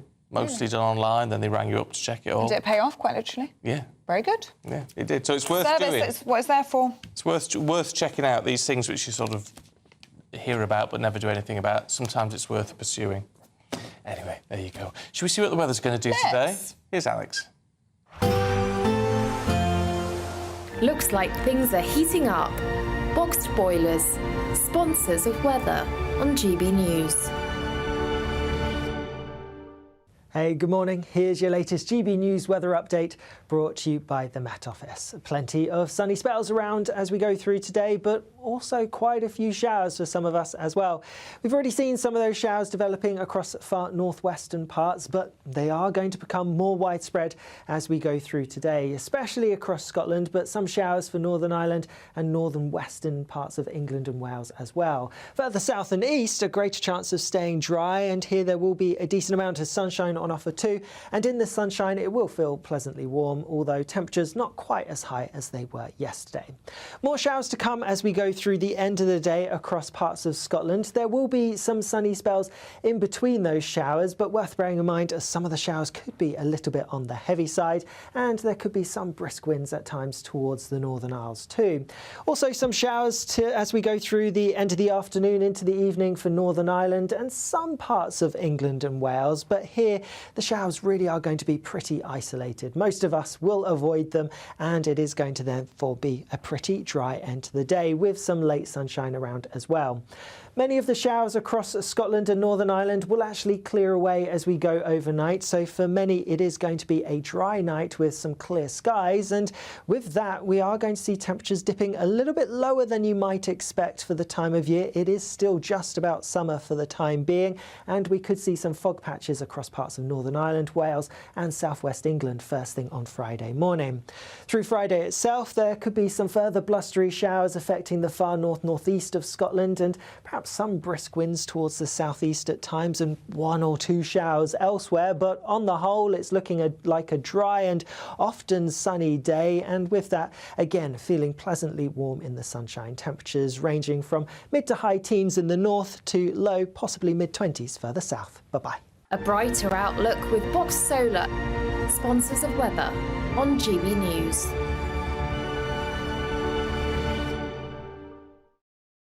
Now, time is running out in the Great British Giveaway. If you want to get your hands on £30,000 in cash, the lines close 5 p.m. tomorrow. If you want to be in with a chance of winning, here's how you do it. It's the final week to see how you could win an incredible £30,000 in cash. It's extra cash that could really make a difference to your coming year. You could find yourself on that holiday you've always wanted to take, buy that treat that always seemed out of reach, or just send some of those day-to-day financial stresses packing. Time is ticking. Get your entry in now. For another chance to win £30,000 in tax-free cash, text CASH to 63232. Text costs £2 plus one standard network rate message. You can enter online at gbnews.com/win. Entries cost £2. Or post your name and number to GB07, PO Box 8690, Derby DE1 9TT. UK only. Entrance must be 18 or over. Lines close at 5 p.m. on the 30th of August. Please check the closing time if listening or watching on demand. Good luck. Oh, Fiery Red Dragon has been in touch. Don't think that's the real name. Saying it's not just kids that are unhappy, sadly. The world has become a not very nice place over the last 20 years. There's now too much money And social media hasn't helped us either. The happiness referendum, is that what it's called? yeah, happiness recession. Recession, not referendum. Yes, we're in a recession. People probably want a referendum over whether or not we're happy. No point having referendums now, they just ignore the result. Oh, could say that. Anyway, right. That leads us on to our next story, doesn't it? It does, because in a couple of minutes we're looking at Keir Starmer as he looks to reset our relationship with the EU. We're debating if it's the right way to go. That's coming up next. Hi there, I'm Michelle Dewberry and I'm going to take a second to tell you all about my show, Dubes & Co. We start off with the issues of the day. We then bring in both sides of the arguments. We get rid of the disrespect. And then you throw me into the mix. And trust me, I'll tell it exactly how it is. And then, of course, the magic ingredient, you at home. We mix it all together and what have we got, in my opinion, the best debate show in town. Monday to Friday, 6 till 7 on GB News, Britain's news channel. Join me, Camilla Tominey, for a frank and honest discussion with those in power that cuts through the spin and gets to the heart of the issues shaping our nation. You haven't confirmed that you want to stand as leader, but you haven't ruled it out either. This report basically says that he's not fit to stand trial. Is he indecisive? Incompetent? I deliver the dose of reality Westminster needs. That's the Camilla Tominey Show at 9:30 every Sunday on GB News, the People's Channel, Britain's news channel. If you want your news to be straight talking... This is a nightmare for the Conservatives again. Down to earth. It's not just Nottingham where this is happening, is it? And most importantly, honest. Hard-working, middle-class taxpayers, they'll get the book thrown at them. Then catch me, Martin Daubney, Monday to Friday, 3 till 6 p.m. on GB News, Britain's news channel. I'm Christopher Hope. From pop stars to politicians, I'll interview anybody in a pub who's got a political opinion. Join me every Friday on Spotify, Apple Podcasts, YouTube or gbnews.com, or wherever you get your podcasts. This is GB News, the People's Channel. Join me, Neil Oliver, every Sunday night at 6 p.m. on GB News. And if an hour is not nearly enough for you, go to gbnews.com for special extended episodes online every Friday at 9 p.m, where we can truly get into the nitty-gritty of what's going on. GB News, Britain's news channel. Hi there, I'm Michelle Dewberry and I'm going to take a second to tell you all about my show, Dubes & Co. We start off with the issues of the day. We then bring in both sides of the arguments. We get rid of the disrespect. And then you throw me into the mix. And trust me, I'll tell it exactly how it is. And then, of course, the magic ingredient, you at home. We mix it all together and what have we got, in my opinion, the best debate show in town. Monday to Friday, 6 till 7 on GB News, Britain's news channel. Are the newspapers getting you down? My wife didn't divorce me that month. Struggling to separate the wheat from the chaff? I know that it's a bit of a circus at the best of times.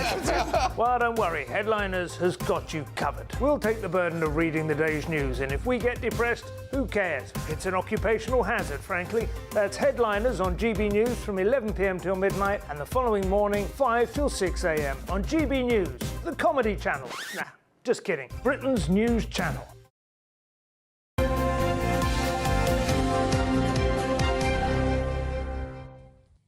Now, the Prime Minister, Keir Starmer, begins his European trip. In fact, he was in Germany yesterday, wasn't he? He was.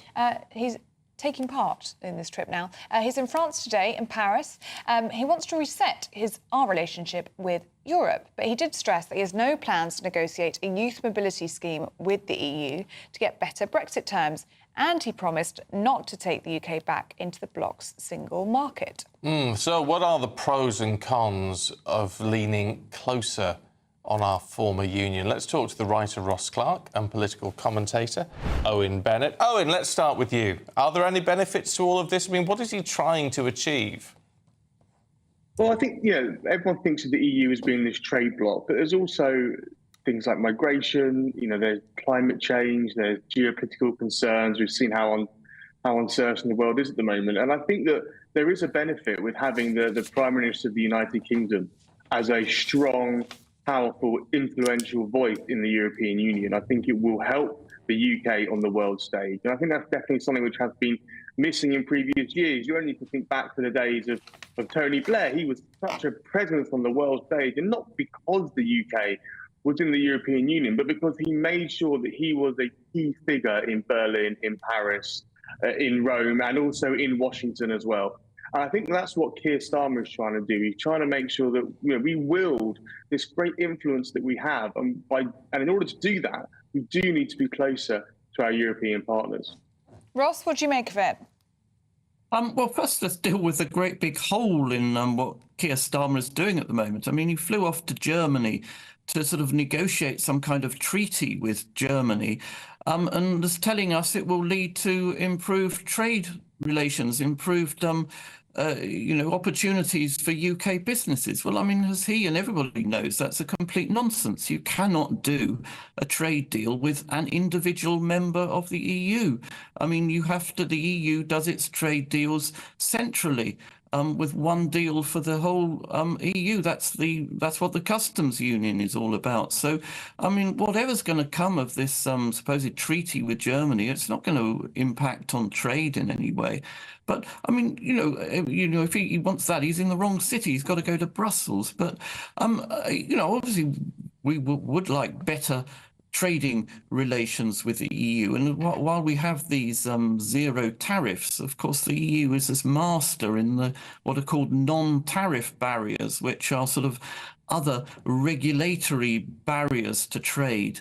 But I mean, the problem is, if we do seek closer relations with the EU, closer trading relations, the EU is going to try and extract a price for that. It is going to want to bring Britain back within the sort of EU regulatory orbit, and that does have an impact on what is the whole point of Brexit. One of the great sort of advantages of Brexit, supposedly we haven't really taken advantage of it, is to diverge from EU regulations. I'll give you a sort of example on, say, gene editing, sort of the more fresher technology in genetically modifying crops. Now, that is a technology which the EU is very likely to squash in the same way as it squashed GM technology. Now, Britain has begun to diverge from EU on that technology, which could possibly be hugely advantageous to setting up, that industry in Britain. And if we do seek, some kind of closer trading relationship with Europe, then we're likely to lose that kind of opportunity. I mean, that's the key to all of this, Owen, isn't it? Whatever the benefits that you see in as having a closer ties with the EU, with being a voice to be heard within the EU.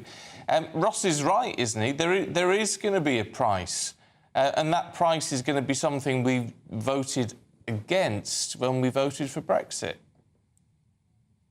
Yes, that is right, and a Brexit, of course, has happened.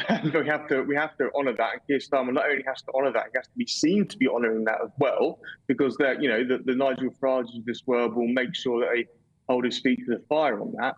But there was a report from the House of Commons Library saying that goods trade between the UK and the EU is down, I think, 11% in real terms since pre-pandemic levels. Now, we're living in a zero tariff situation, and the trade's gone down. So as Ross says, that is because there is non-tariff barriers. Now, it might be the case that Keir Starmer is thinking, is there any changes I can get there? Of course, he's got to dance around the issue that if you try to reduce the non-tariff barriers on one hand, i.e. the EU, does it increase the difficulty with doing trade with the rest of the world? And that's the balance he's got to strike. But what the result of the referendum didn't change is the EU is still one of our biggest trade partners. It's still right there on the coast of the UK, geographically it's very close, and therefore it makes sense to be thinking that we should be trying to increase our trade with an economic bloc of 500 million people. Now, of course, like I said, he has to do that in a way isn't seen to be, both in spirit and in practice, undermining the result of Brexit. But I think that because he's got a political party behind him, which is slightly more sympathetic to perhaps any kind of changing to the Brexit treaty, which obviously the Conservative Party didn't have, he might be able to find some gaps there that he could perhaps increase trade, maybe through bilateral, not necessarily regulatory change, obviously you can't do that, but perhaps with more cultural exchanges, perhaps with more targeted aligning of various industries. I think that is where Keir Starmer's going to have to go. But like I said, he has to do it in a way that is both in the spirit and in practical, not undoing Brexit. Ross, I wanted to pick you up on something you said earlier, which is, for a lot of people, they will feel as though Brexit hasn't even been achieved fully yet. They don't feel as though it's been utilised. They don't feel as though we are benefiting from Brexit yet. And so to get back into bed with the EU or to look for closer ties to the EU, they will feel like it's way too premature for any of that. Well, exactly. I mean, we simply haven't taken advantage of Brexit in many ways. I'm all for better trading relations with the EU, but Keir Starmer's only sort of asking half the questions of how can we improve trading relations with the EU. What he should also be asking is how can we take best advantage of Brexit and the freedoms that it gives us to negotiate our own free trade deals around the world, and also to diverge on regulation so we get sort of better regulation suited to our own needs. And I'll give you another example as well. I mean, during our membership of the EU, we were bound to allow open our housing market. We could not introduce any restrictions on sort of foreign buyers coming up and buying up UK housing stock, because it had to be a sort of free market all round Europe. Now you look at places where they do have have had problems with the housing market, Switzerland and the Channel Islands, for example. What they do is they sort of put a prohibition on foreign nationals buying property. They can buy maybe some properties, they can buy properties if they want to live in them, but they have to be allowed to, you have to sort of prove some connection to buy a property in both those countries. Now, what we could be doing in Britain at the moment is to ban foreign investors just scooping up all the housing stock in London, and therefore making the housing market work for young people in Britain who have frozen out of the housing market. And I don't understand why we aren't taking advantage of those freedoms, which would have a huge, beneficial impact for people who need somewhere to live in London. OK, Ross Clark, Owen Bennett, we've got to leave it there, but good to see you both this morning. Thank you. Let us know what you think. gbnews.com/yoursay. Do stay with us. We're going to be talking to Paul Coit with all of the latest sports news and, of course, the opening ceremony of the Paralympics. That's next. The latest GB News travel. Hello, good morning. I'm Andy Hilbert with the latest on the roads across the UK for a Thursday morning. In Northamptonshire, the southbound M1, 2 lanes are closed due to an accident at the minute, just after junction 15A for Towcester and Northampton services. In Berkshire, the westbound M4, a lane closure due to a broken down car just after junction 5 at Langley. And in Cumbria, the M6 in both directions, 1 lane is closed due to emergency barrier repairs at junction 36 for Kirkby Longsdale. In Cheshire, the northbound M6, 1 lane is closed due to a broken down vehicle, junction 18 for Middlewich and Holmes Chapel to junction 19 at Knutsford. And in West Yorkshire, the westbound M621, 1 lane is closed due to a broken down vehicle from junction 1 for Ring Road Beeston to the M62 at junction 27 for Gilderson. And also on the M8 westbound in Scotland, all is now clear following the accident at junction 27 for Paisley this morning. Traffic's looking okay there. Across the UK, you're up to date. You can stay up to date throughout the day by visiting our website, gbnews.com. I'm Christopher Hope. And I'm Gloria Di Piero, bringing you PMQ's live here on GB News. Whenever Parliament is in session on a Wednesday at midday, we'll bring you live coverage of Prime Minister's questions. We'll be asking our viewers and listeners to submit the questions that they would like to put to the Prime Minister, and we'll put that to our panel of top politicians in our Westminster studio. That's PMQ's live here on GB News, Britain's news channel. I'm Simon Evans, and this is GB News, Britain's news channel.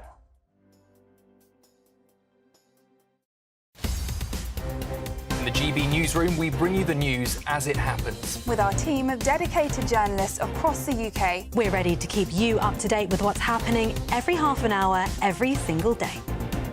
Bulletins here on GB News, the People's Channel, Britain's news channel. Good afternoon, Britain. Your lunchtime update on the stories that matter across the UK. From breaking news and insightful analysis, inspiring stories and lively debates. You're comparing yourself to a former Prime Minister. Which is it? Stay informed, stay updated, stay entertained. I just don't know how anyone would not want to be there. Every weekday from midday. We are Good Afternoon Britain, only on GB News. Britain's news channel. Welcome to State of the Nation, daily plunge into the stories shaping our country. I'm Jacob Rees-Mogg, and Monday to Thursday we bring you the insights, the facts, the truth about how our country is being governed. Because what happens in Downing Street matters down your street. Tune in to State of the Nation every Monday to Thursday, 8 to 9 o'clock. Only on GB News, the People's Channel, Britain's news channel.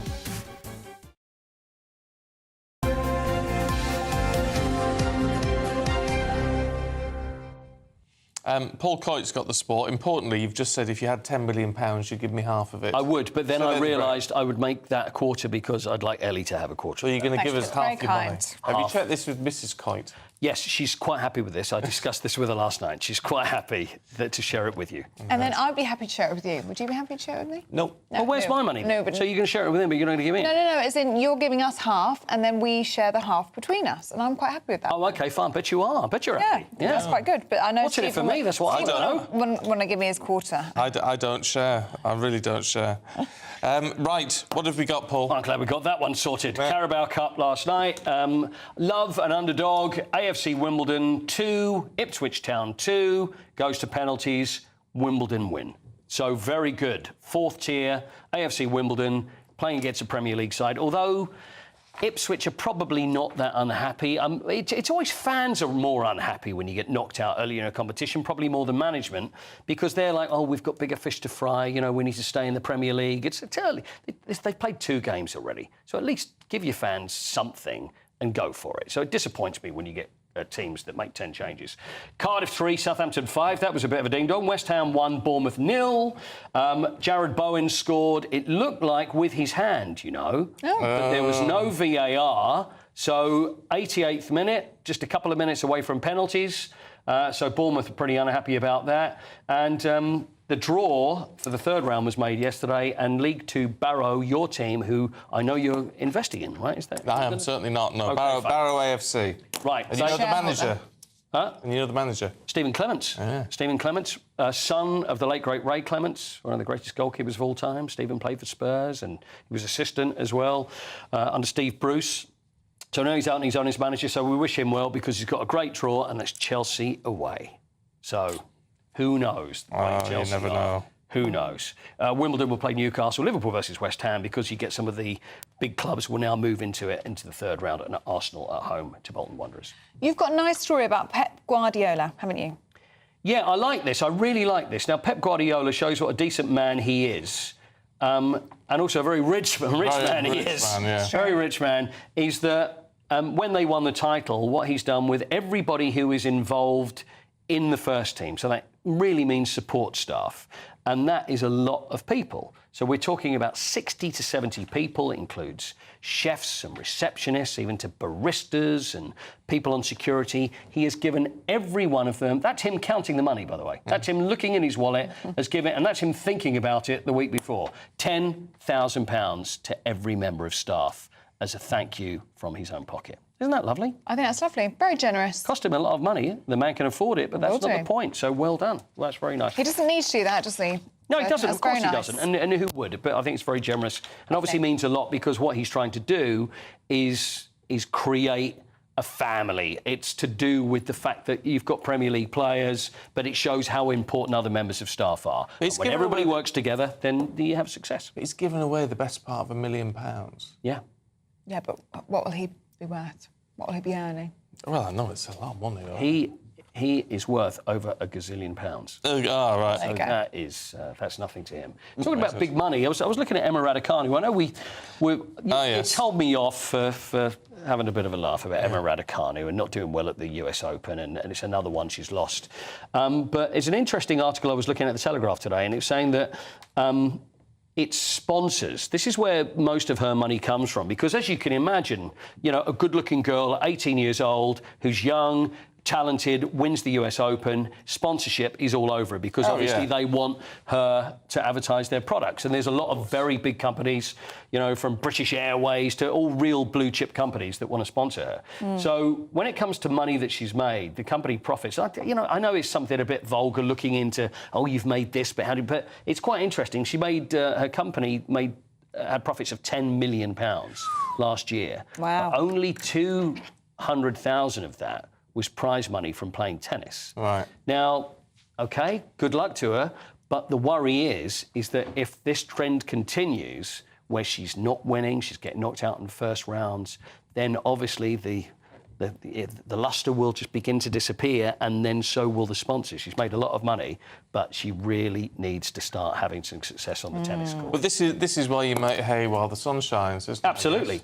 But you don't imagine that it would come so early in a career. And it was almost the stars aligned when she did win the US Open, because she didn't play anybody outside the top 10. And you look at the names, and most people down the street go, I haven't heard of any of those. But, you know, I do wish her well. I really do wish her well. But is she the great tennis player that wins a US Open? I don't know. Goes with it. We just don't know. But she's made a few quid out of it. Yeah. Well, sort of good on her, but she needs, as she says, needs to start winning something. We've got to leave it there. OK. Got more tennis for you. Little ball Paralympics. And Paralympics, yep, that'd be good. Look forward Thank to you that in very the much. next hour. Thank you. Do stay with us. We're going to be going through the papers next.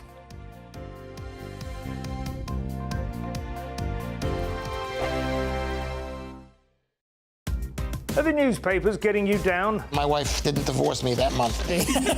Struggling to separate the wheat from the chaff? I know that it's a bit of a circus at the best of times. Well, don't worry. Headliners has got you covered. We'll take the burden of reading the day's news, and if we get depressed, who cares? It's an occupational hazard, frankly. That's Headliners on GB News from 11 p.m. till midnight, and the following morning, 5 till 6 a.m. on GB News, the comedy channel. Nah, just kidding. Britain's news channel. This is GB News, Britain's news channel. This is a big old headache because we talk a lot about GP appointments, don't we? But certainly almost everyone I know struggles to see a dentist when they need one. Yes. You know the best time to go to a dentist? 2:30.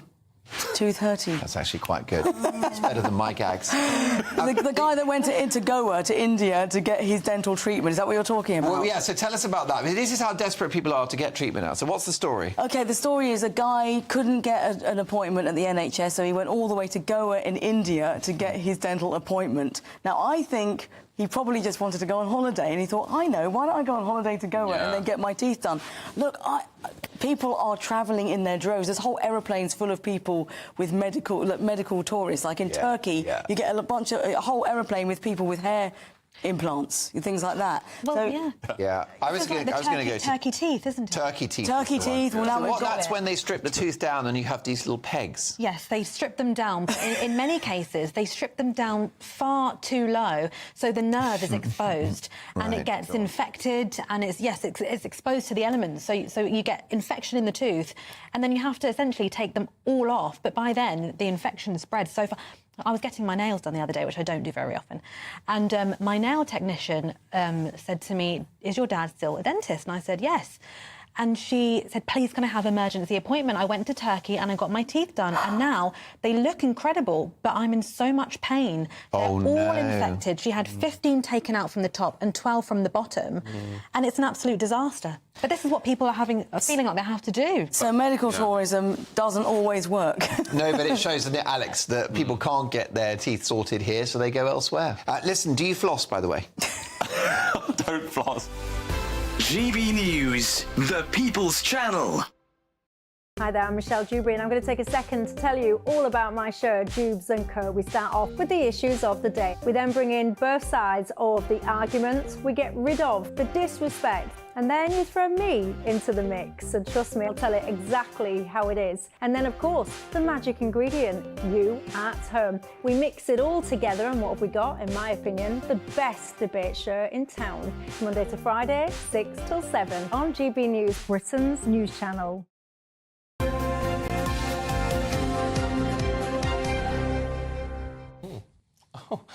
All right, let's see. Let's see what's making the news this morning with former special advisor to Michael Gove, Charlie Rowley, and former Labour advisor Scarlett Maguire, who's just guaranteed her next slot on. I know, because I think you're in your early 40s. Yeah. Yeah, absolutely. I was surprised at the grey hair. Yeah. You're approaching 40, aren't you? Approaching 40 rapidly, from the wrong direction. Very good. Right, Charlie, let's have a look at Nigel Farage, who says Kwasi Kwarteng, who was Chancellor briefly, is throwing Liz Truss under the bus. Let's just have a quick listen to this. Remember, I can categorically state we never talked about reducing cancer treatment. Why would, I mean, it would have been absurd politically to have done that anyway. Earlier on today, you said, I wasn't involved in any conversations about restricting healthcare. That's true. But that doesn't mean the Prime Minister and her team didn't discuss this. You're chucking her under the bus. No, I'm not. Yes, you are. Yes, you are. I'm not doing that. That's what I'm saying. I'm being very careful. I think so. I was very careful in my wording. What do you reckon, Charlie? Well, very carefully and clearly distancing himself from Liz Truss, if not throwing under the bus, as Nigel Farage put it. I would put it as he was distancing himself there because he was very... well, he was in lockstep with Liz Truss in terms of the economy. They were the two who had a vision about the economy, how things should change, whether you should be opening up to the markets, whether you should be cutting tax radically. Now, all things which every Tory can get behind, but the scale and the pace in which they attempted to do all of that obviously shook the markets and led to a disastrous mini-budget, and therefore we know what happened ever since. So I think, obviously, when you are so close to the Prime Minister because of that project, you would have thought you talked about everything that required funding or not. And so when it emerged in a book that's coming out by Anthony Seldon that Liz Truss was considering cutting public funding for effectively, for cancer patients and cancer services, because there is a lot of debt in the NHS and it obviously requires a lot of money. I mean, it's an absurd policy, as Quasi was right to say. I think he's clearly just distancing himself from that. But the revelation itself that the former Prime Minister Liz Truss was even considering this. Now, she may deny it, but remains to be seen. But if that is the case, then it would be almost unbelievable. I mean, I can't think of, anything worse or anything in a situation where, we have the NHS in this country where there are issues. Do we believe it or not? Well, I mean, Anthony Seldon is somebody who does do his homework. I find it so shocking that. There would have been a rebellion. There would have been a rebellion in Parliament, but there would have been a total uprising if you're not going to pay for cancer. I think, to be fair on Kwasi Kwarteng, I think, as he said, he was very careful with his words, as he'd never heard it, but it doesn't mean that she wasn't thinking about it. If I was him, he's quite bitter, she threw him under a bus to try and survive. So I think it's fair enough that he goes, because the hidden thing is, look, she's so bonkers, she could have done anything, right? But I didn't know about it. Scarlett, let's stay with you, shall we, and look at the front page of the Times. And this is about the overcrowding crisis in prisons. Yeah. And a mass release of inmates. OK, so... Reportedly. Yeah, no, well, there is going to be a massive release of inmates. We know that there isn't enough room in the prisons for the people that there are. There are many more coming down the track because of the riots. Most of the people who pleaded guilty have gone to jail, but we have all the people who are pleading not guilty who still have to, some of whom will be guilty, and go... to be fair, what's going to happen is, so this is what they're saying, is that for some people, once they've served 40% of their sentence, they will be let out. I am assuming they'll be let out with an ankle thing, so that some will, some won't. They might not have enough. Well, I think they'll probably make a lot of money will go to the ankle people, the anklets that go round. But what's really important is none of these people will be violent, right? Or none of these people will have a history of violence. They will not be in for violent things.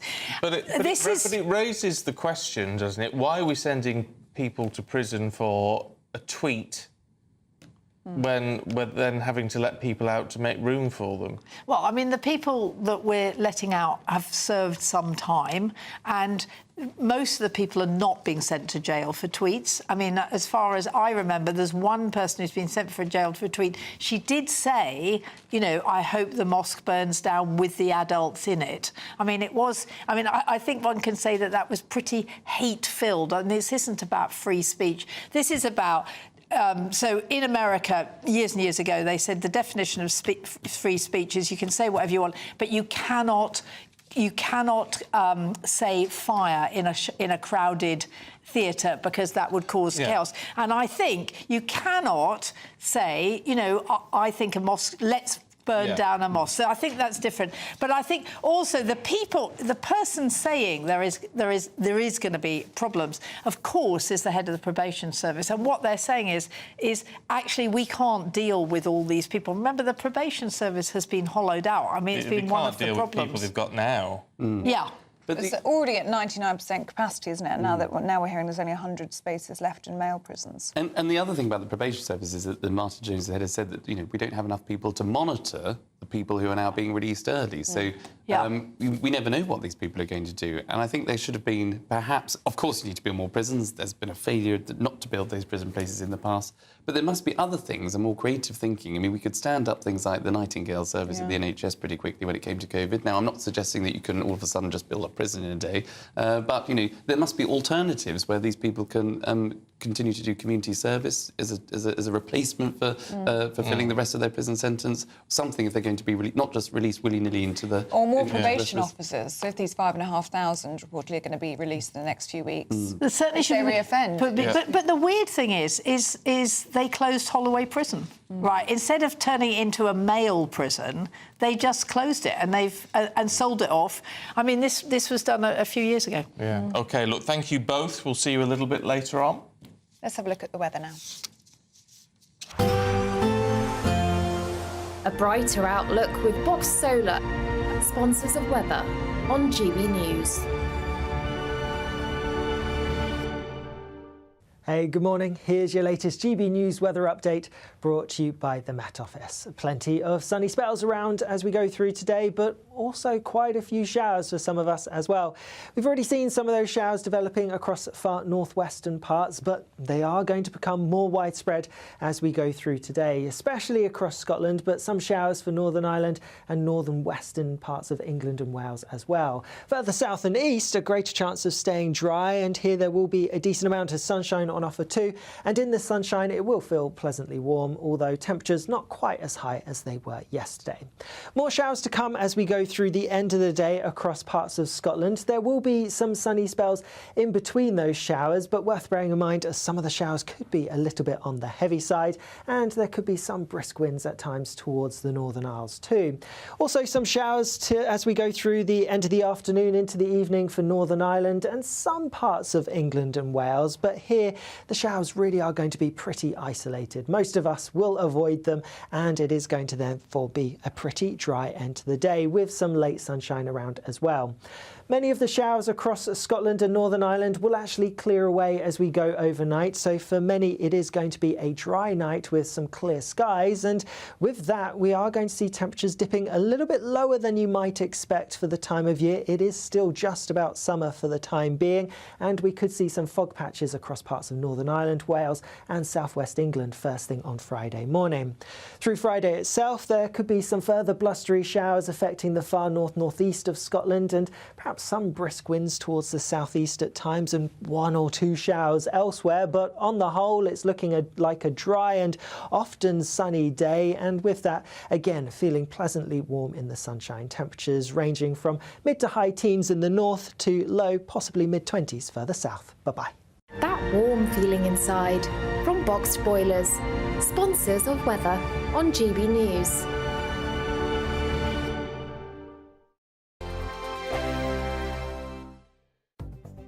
The latest GB News travel. Oh, good morning, I'm Andy Hilbert with the latest on the roads across the UK for a Thursday morning. In Northamptonshire, traffic's moving a lot better now. The southbound M1 is all clear following that earlier accident just after junction 15A for Toaster and Northampton services. In Essex, the London-bound M11 very slow due to an accident which is now on the hard shoulder just before junction 6 for the M25.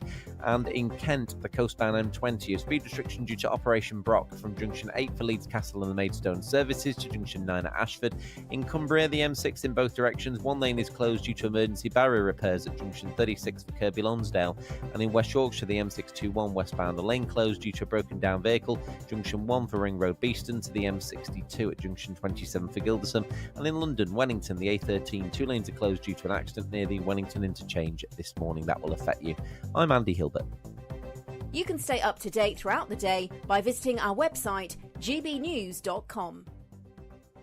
It's the final week to see how you could win an incredible £30,000 in cash. And you could be getting that winning call from us to tell you that you're our next Great British Giveaway winner. Oh, I can't believe this.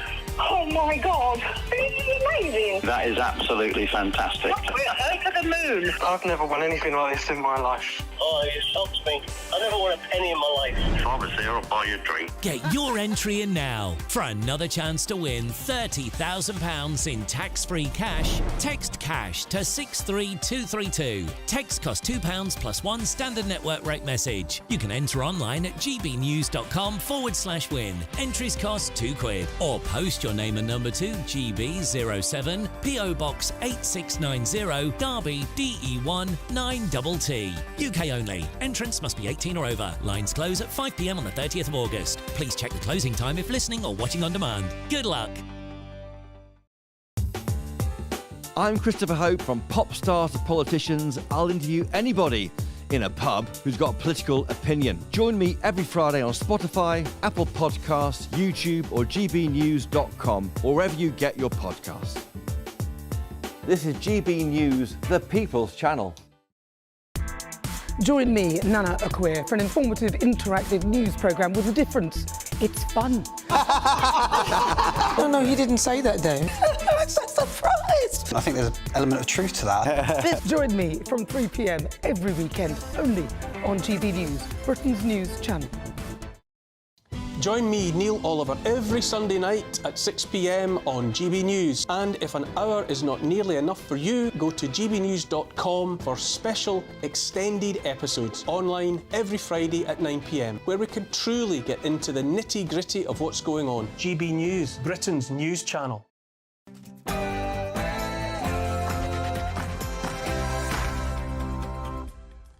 Good morning. The Prime Minister's tour in Europe culminates today as he seeks out closer ties with Germany and France. But is he looking to unravel Brexit? We'll be debating that throughout the show. Another migration milestone, 20,000 arrivals this year, as the Prime Minister looks to a joint action plan with Germany. 1 year on from ULEZ's expansion throughout London, we're asking, has it made any difference to air quality? Leaked reports from Whitehall reveal the government's set to clamp down on smoking outdoors. A move in the right direction or nanny state politics?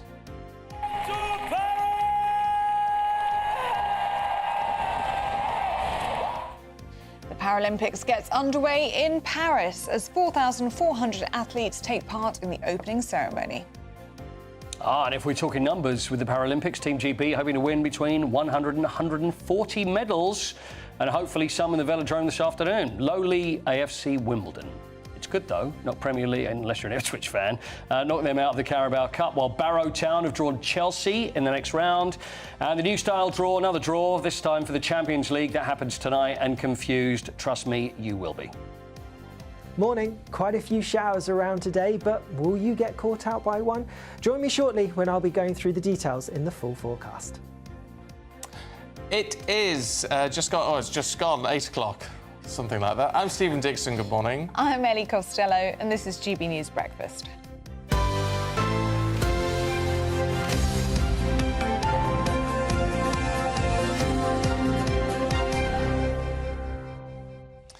Loads of you getting in touch on this smoking ban.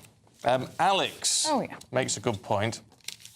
He says it must be very confusing to be on the left because they have to balance trying to ban smoking with the aim of decriminalising cannabis. I don't know whether they're definitely going to do that. I get your point. Karen says, from a non-smoker's perspective, I would be grateful if they banned vaping from our streets. I get fed up of walking into some fire dragon fumes as you walk past some people and the sickly smell of fruity vapes. They might be getting rid of the flavours, you never know. What do you reckon, Paul? Because they're on about outside football stadiums as well. Yeah, I think the worst place for me outside football, so you just see it less and less. You hardly see anybody smoke these days. If you go back 20 years, everybody's it's a big puffing difference, away. yeah. There is a huge amount of difference. I think the one for me, and I know it's been mentioned, is outside hospitals. When you go to a hospital and you see these people, you know, there's wired up to this, that, sitting there smoking. I think that's going to be banned as well, isn't it? And it's Mind you, half the staff do it. A lot of doctors and nurses smoke. Yeah, in this very small, confined space, there's just something about it. But, you know, hardly anybody does anymore. You know, you don't get the old days when kids would be walking down smoking fags, and everywhere you go into any office or... But they're doing vapes now. Yeah, that's the thing. Vapes but I now don't for think... kids. I mean, I don't know any numbers, but it doesn't seem like there's anywhere near as much as there used to be. I mean, I don't know the exact numbers on that, but from what I see, it doesn't seem like people smoke like this. Yeah, which is a good thing. Angela says, I hate to give you the reality of the effects of the smoking ban of 2007, but we bought a village pub just 4 months before the smoking ban came into force. I can absolutely tell you it did have a huge impact on the industry. It changed massively and continues to alter the way that these village pubs operate.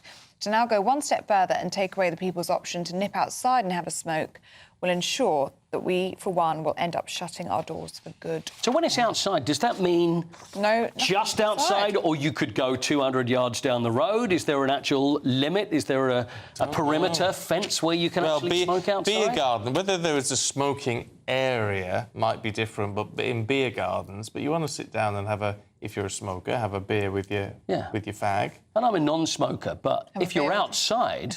Does that still affect you? I know indoors it was an awful thing if you're in a restaurant, you smell of it, but if you're outside, does it still affect you if someone's smoking outdoors? The whole passive smoking argument wouldn't work. But I don't know. It's just going down like a lead balloon with people, because whether you're a smoker or not, and I can see the sense in banning smoking and vaping and everything completely for health reasons. Ban the lot.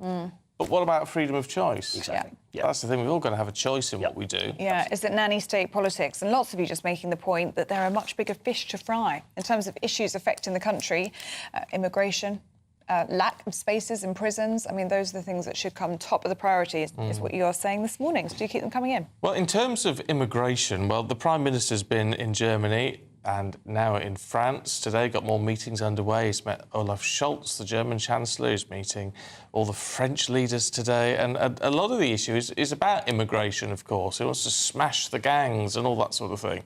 But you need EU agreement to do that. Is it all possible? It's a very confusing situation. Let's talk to our political correspondent, Catherine Forster, who joins us now. Good to see you this morning, Catherine. I mean, there's very big questions here. I mean, these sort of unilateral meetings that he's having, but of course it's no good. None of that will work with the EU, is it? It's all got to be EU-wide agreements if he actually wants to achieve anything that he's talking about. Yes, good morning, Stephen and Ellie. Yes, it's all very intriguing, isn't it? He's making this big noise about a reset with our European partners, closer relations, the visit in Germany talking about a treaty that they hope to sign within a few months. But the fact of the matter is, he is saying, I mean, he campaigned, didn't he, for many years for a second referendum. But now he's saying categorically, we're not going back into the EU, not to the customs market, not to customs union, not to the single market, etc. And without concessions, there's limited ground that's likely to be given here, I suspect. And certainly in terms of trade, he's talking about growth, British jobs, etc. But these are countries within the EU.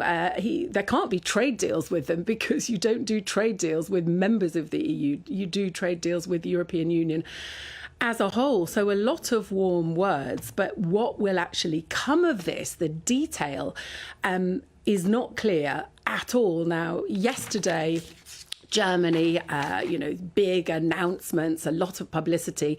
Today, rather lower key.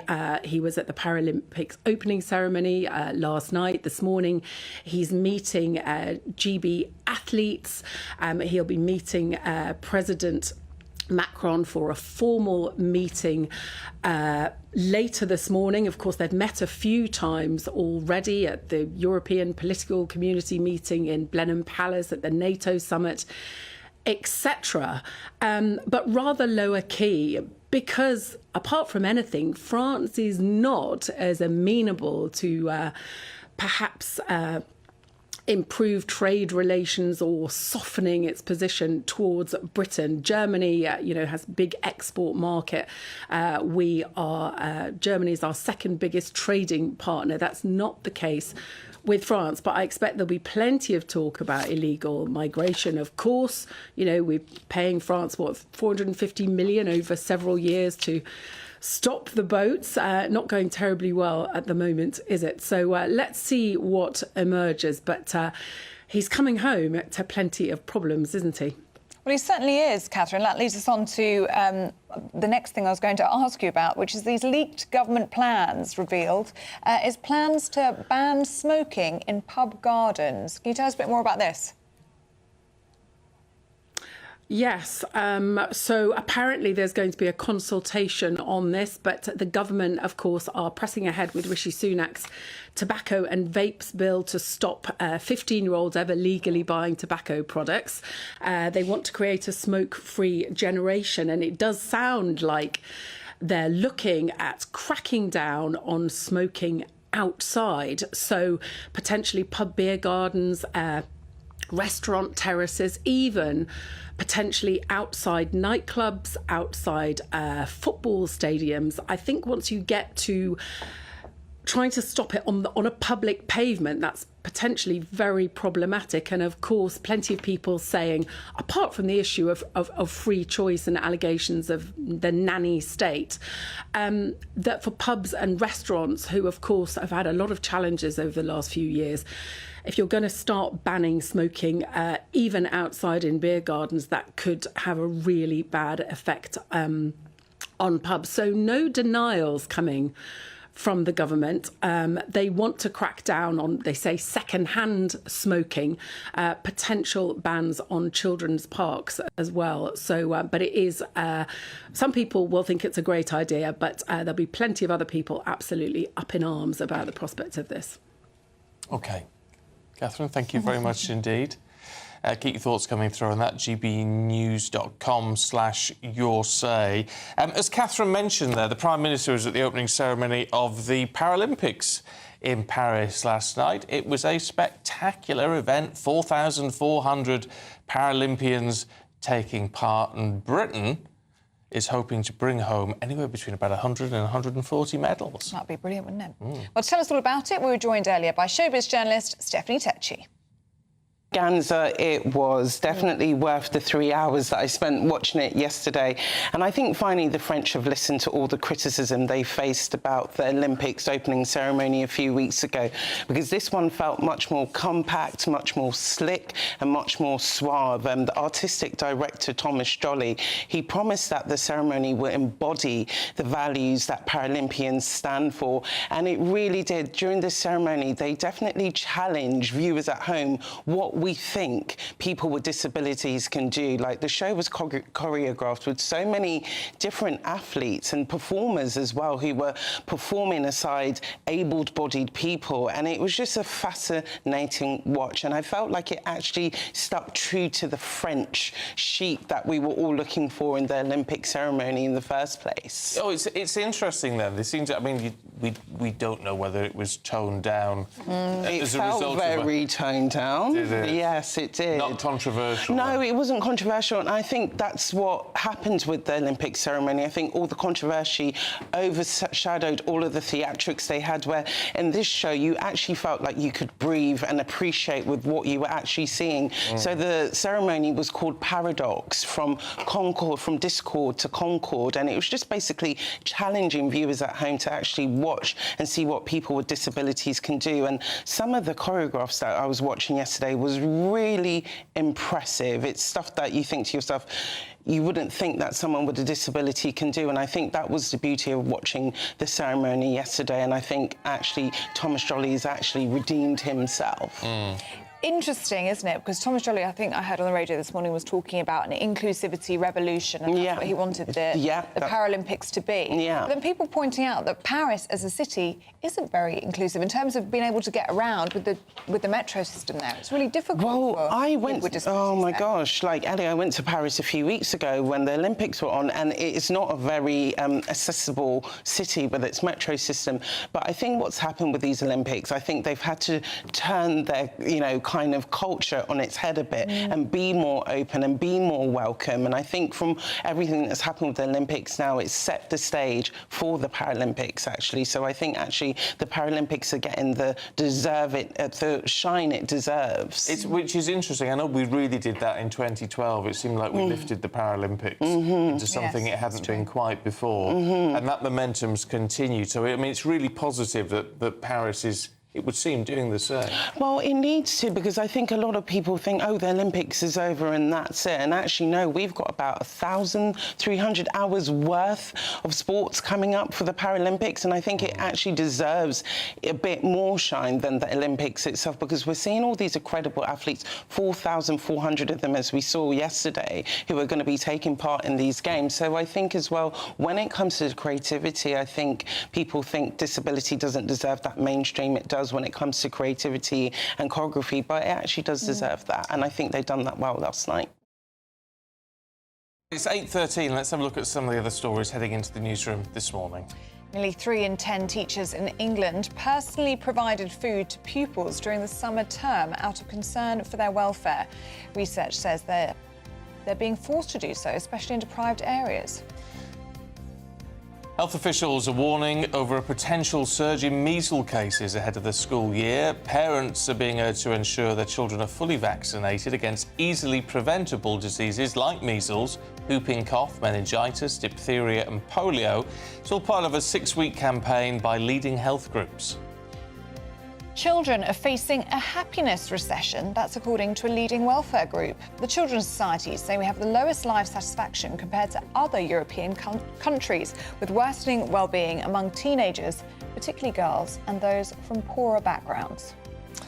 And complaints about financial products have surged by about 70% between April and June compared to last year. The Financial Ombudsman says consumers filed 80,000 cases during this period.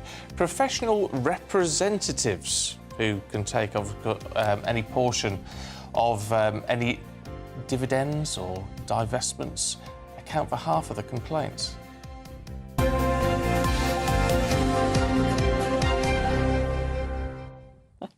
Shall we look at the weather now with Alex Burkle? A brighter outlook with Box Solar, sponsors of weather on GB News. Hey, good morning. Here's your latest GB News weather update brought to you by the Met Office. Plenty of sunny spells around as we go through today, but also quite a few showers for some of us as well. We've already seen some of those showers developing across far northwestern parts, but they are going to become more widespread as we go through today, especially across Scotland, but some showers for Northern Ireland and northern western parts of England and Wales as well. Further south and east, a greater chance of staying dry, and here there will be a decent amount of sunshine on offer too, and in the sunshine it will feel pleasantly warm, although temperatures not quite as high as they were yesterday. More showers to come as we go through the end of the day across parts of Scotland. There will be some sunny spells in between those showers, but worth bearing in mind as some of the showers could be a little bit on the heavy side, and there could be some brisk winds at times towards the Northern Isles too. Also some showers as we go through the end of the afternoon into the evening for Northern Ireland and some parts of England and Wales, but here the showers really are going to be pretty isolated. Most of us will avoid them, and it is going to therefore be a pretty dry end to the day with some late sunshine around as well. Many of the showers across Scotland and Northern Ireland will actually clear away as we go overnight, so for many it is going to be a dry night with some clear skies, and with that we are going to see temperatures dipping a little bit lower than you might expect for the time of year. It is still just about summer for the time being, and we could see some fog patches across parts of Northern Ireland, Wales and southwest England first thing on Friday morning. Through Friday itself there could be some further blustery showers affecting the far north-northeast of Scotland, and perhaps some brisk winds towards the southeast at times and 1 or 2 showers elsewhere, but on the whole it's looking like a dry and often sunny day, and with that again feeling pleasantly warm in the sunshine. Temperatures ranging from mid to high teens in the north to low, possibly mid-20s further south. Bye-bye. That warm feeling inside from Boxed Boilers, sponsors of weather on GB News. Now it's time for the Great British Giveaway and your chance to win £30,000 in cash. You will have to get wiggle on, though, because lines close at 5 p.m. tomorrow. Tomorrow? You really do have to get a wiggle on. Yes. Here are all the details that you need. It's the final week to see how you could win an incredible £30,000 in cash. It's extra cash that could really make a difference to your coming year. You could find yourself on that holiday you've always wanted to take, buy that treat that always seemed out of reach, or just send some of those day-to-day financial stresses packing. Time is ticking. Get your entry in now. For another chance to win £30,000 in tax-free cash, text CASH to 63232. Text costs £2 plus 1 standard network rate message. You can enter online at gbnews.com/win. Entries cost £2. Or post your name and number to GB07, PO Box 8690, Derby DE1 9TT. UK only. Entrance must be 18 or over. Lines close at 5 p.m. on the 30th of August. Please check the closing time if listening or watching on demand. Good luck. Well, still to come for you, 1 year on from the expansion of ULEZ. We're going to talk to a small business owner to find out what it's done to him.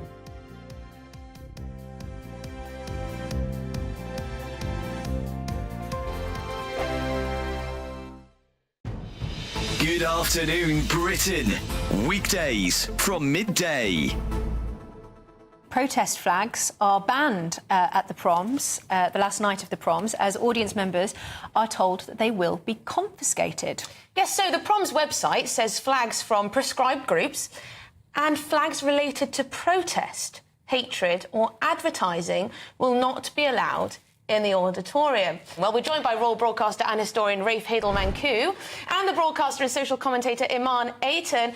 Rafe, should it only be the Union flag and other flags of our nations that are allowed to be waved at the last night of the Proms? Well, I certainly think we shouldn't be having any protest flags. You know, it's important to have somewhere in our public life that isn't overtly political. Every other public space seems to have been taken over by politics. And the whole point of the last night of the Proms is to unify the nation. It's not an official event like, you know, the King's birthday, but it's unofficially a chance for us all to actually come together and have a bit of fun about our great history and celebrate all of that. Mom, what do you think of what Rafe's just said there? Surely we shouldn't have protest flags. The Proms is supposed to unite people. It is always about unity, but in order to achieve unity, we do have to include all of the different opinions and thoughts. And so when we think of protests, like protest flags, I don't even know what that is. It's just people advocating for what they believe in. So I think it's really important to just focus on the first and foremost point, which is that we're talking about classical music here. Right? Let's not act as if this is British, it's European. You know, if you want to protest, you can just walk outside the Albert Hall, cross the road and go to Speaker's Corner in Hyde Park and have your protest there. The Albert Hall is for classical music. Everywhere. It's a treat and it's a great British tradition. GB News, the People's Channel. Good afternoon, Britain. Your lunchtime update on the stories that matter across the UK. From breaking news and insightful analysis, inspiring stories and lively debates. Are you comparing yourself to a former Prime Minister? Which is it? Stay informed, stay updated, stay entertained. I just don't know how anyone would not want to be there. Every weekday from midday. We are Good Afternoon Britain, only on GB News. Britain's news channel. Welcome to State of the Nation, daily plunge into the stories shaping our country. I'm Jacob Rees-Mogg, and Monday to Thursday we bring you the insights, the facts, the truth about how our country is being governed. Because what happens in Downing Street matters down your street. Tune in to State of the Nation every Monday to Thursday, 8 to 9 o'clock. Only on GB News, the People's Channel, Britain's news channel.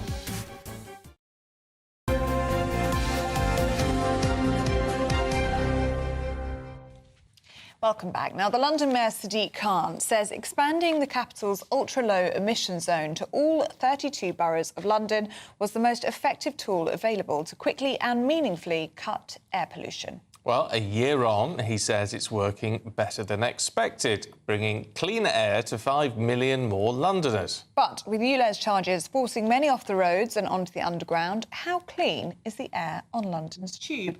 Well, our reporter Ray Addison went to find out. Transport for London calls it tube dust. A rather whimsical way of describing what's floating around in the air in the 161-year-old underground system. TfL says the dust is a mix of metal particles, most of which are iron oxide, caused by track and wheel wear and braking, organic matter like skin and hair, and mineral dusts. This air quality monitor measures the number of fine particles per cubic metre. When you breathe them in, they're small enough to go into your lung and even enter your bloodstream, and have been associated with diseases including asthma, lung cancer, and even Alzheimer's. The World Health Organization says breathing an annual average of anything above 5 micrograms isn't safe. Right now, it's 6. So let's go down into the underground and see how polluted it really is. We carried out tests at more than 10 London Underground stations, finding levels as high as 171 per cubic metre. I think maybe some improvements need to be done. Yeah, the tube's horrible. It's just musty and warm and feels dirty. It's just horrible. Sounds bad. It does. Should be filtered more, I guess. You can't shut it down, can you? Because you need it. Well, they should do something about it, yeah. The Mayor of London's been accused of expanding ULEZ simply to increase revenues, which he denies. However, if he continues to downplay air quality here on London's underground, Londoners can be excused for having their doubts. I think I'll walk home. Ray Addison, GB News. Well, Lily Matson, TfL's Chief Safety, Health and Environment Officer, said action is being taken to improve air quality above and below ground in London. Our monitoring shows that dust levels on the tube are well below limits set by the Health and Safety Executive. TfL's independent monitoring shows that in-station dust levels have reduced by 19% on the tube network since 2020, and dust levels have reduced by 27% in the driver's cab since 2019. However, she says we're not complacent and have developed a number of innovative new cleaning regimes to reduce dust further. Well, we're joined now by Sam Diamond, who runs Business Spotlight Sound. Good to see you this morning, Sam. And how has the ULEZ expansion affected you 1 year on? Yes, morning, and thanks for having me on. It's definitely made a difference to us and our business in terms of our costs and how we think about how we get in and out of the city, in and out of London altogether, really. We've had to invest in new vehicles. We have to plan our routes more time, more money spent on planning these sorts of works, which is not always something that we can absorb, and those costs have to get passed on. So what impact is that having on your profit margins and as you say, your cost to customers? Sure. I mean, it's more expensive now to work in London, so we have to pass those costs on. We predominantly work in the hospitality sector, so installing into pubs, bars, clubs, restaurants. those sorts of sectors. So if our costs go up, their costs go up. It makes it more expensive for the public to go out and eat, drink, and enjoy those settings. It's interesting, isn't it? You probably just listened to that report from Ray Addison, our reporter there, talking about people being forced onto the tubes as they're not able to drive around London anymore because of the ULEZ expansion. That's not an option for you, is it, for you and your business? You have to stick to the roads. Yeah, absolutely, and that's why I think this ULEZ cost feels even more like another tax on business. Really, a commercial setting, we can't get on a bike, get on a tube, walk around the city. We need vehicles, we need tools, we need equipment. The electric market for commercial vehicles is still not there, and so we don't have a choice. We've had to just suck it up and go with it, which does seem unfair. In terms of what could have been done, I mean, commercial vehicles, I mean, there's been arguments from some to make them exempt, but I guess the argument against that would be they could perhaps be some of the most polluting. Sure, yeah, I understand that, and I'm all for reducing the emissions and improving the air quality. But you know, like your intro show, do we really want to be pushing people down onto the tube when the levels there are actually far worse than out on the street? Yes, for us as a business, we don't have a choice. We need to be on the road, and we need to be moving equipment and people about, and we can't do that on public transport. Do you get a sense, Sam, when you're driving around London in your van, do you get a sense that the roads are quieter? Is ULEZ working in that sense, pushing more vehicles off the road? Not at all. Absolutely not. I think it's busier than ever. It's really difficult to work in London. It takes a lot of time. You spend a lot of time in traffic, but you know, parking also an absolute nightmare in London. So I can't see. I mean, I have no data, but I can't see that it's got quieter on the roads at all. In terms of your business, I mean, you said, you know, prices have gone up as a result. I mean, do you know of, or can you imagine, because of the price differential now, will this have forced people out of business? Yeah, I mean, one of our biggest, you know, a lot of our work is pubs. We're installing sound and lighting equipment into pubs. Our costs go up, their costs go up, so the price you pay for a pint goes up. We see record numbers of pubs closing every single year. So it can't be a coincidence that these costs are going up, and it's more expensive for you to go out and enjoy a pint. It's the costs are going up, and that puts the cost of living up, the cost of going out. So it can't be. Yeah, it's not a coincidence that these places are closing. So there's a suggestion in some of the papers today that there could be a 5p a litre rise in fuel duty in the budget in October. It's something that the Chancellor is reportedly thinking about. How does that make you feel as a business owner who relies on getting around in your vehicles? Again, where's the other option? They keep putting the costs up for us to say to, you know, get into electric vehicles, get into public transport, but there is no option for that for us as a tradesperson, as somebody that needs tools and means to move. We don't have a choice. So yeah, it's another cost. It's more expense that's going to go up, and ultimately at the end of the chain, it gets passed on to the customer, onto the end user. So the people's cost of living carries on rising. Yeah, Sam, really good to talk to you this morning. Thanks very much indeed. Thank you very much. Well, you've got to bear all that. This is what I don't understand with the current thing, because, and I know I'll go on about it, but the big argument from Labour was, you know, we'll make the economy work by growing the economy. Other bits and bobs around it, but it's growing the economy, which everybody wants to do, of course. But if you're putting all these costs up, then the economy won't grow. Yeah.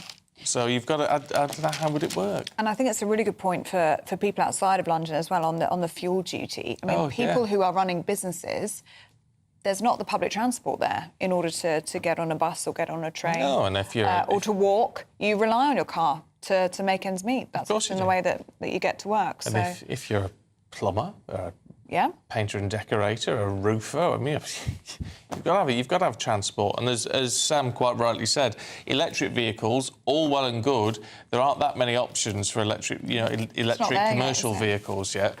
And we all know that they tend to be very, very expensive at the moment. The more people get them, of course, the more they'll come down in price. We'll all have to do it eventually. But at the moment, very, very expensive. People can't afford to do it. No, and the infrastructure's not there either, is it, to charge electric vehicles? So you certainly couldn't rely on that if you were a tradie and driving around. So one thing I don't understand with electric vehicles, and I'm not anti them at all. I quite fancy one, actually.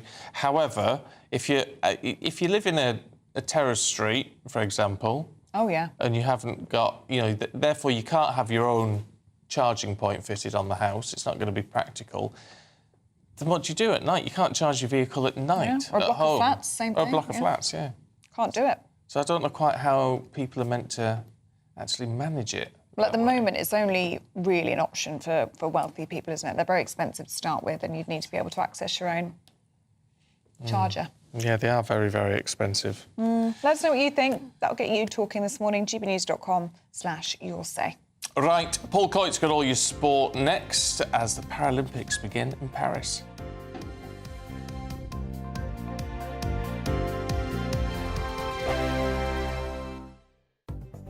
The latest GB News travel.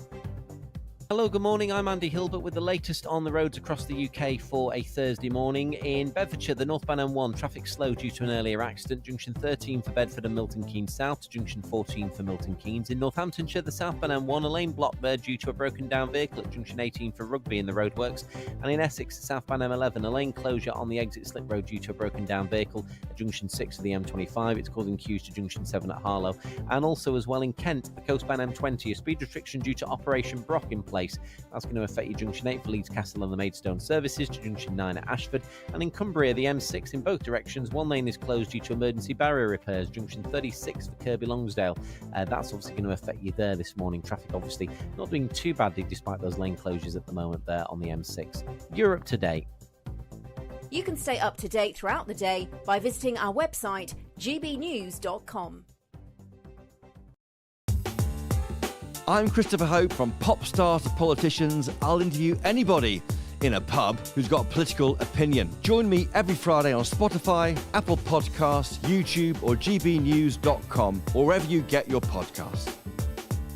This is GB News, the People's Channel.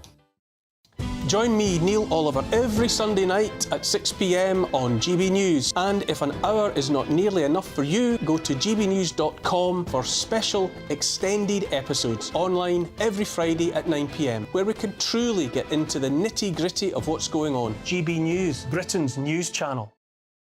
We're proud to be GB News, the People's Channel. And as you know, we always love to hear your views. Now, there's a new way of getting in touch with us at gbnews.com/your say. By commenting, you can be part of a live conversation and join our GB News community. You can even talk to me, Bev Turner, or any of the members of the GB News family.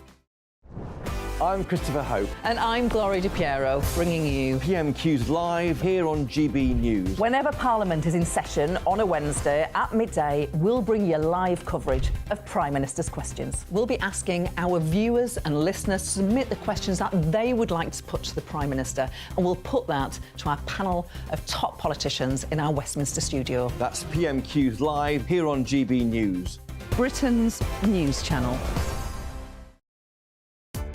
Welcome to State of the Nation, daily plunge into the stories shaping our country. I'm Jacob Rees-Mogg, and Monday to Thursday we bring you the insights, the facts, the truth about how our country is being governed. Because what happens in Downing Street matters down your street. Tune in to State of the Nation every Monday to Thursday, 8 to 9 o'clock. Only on GB News, the People's Channel, Britain's news channel.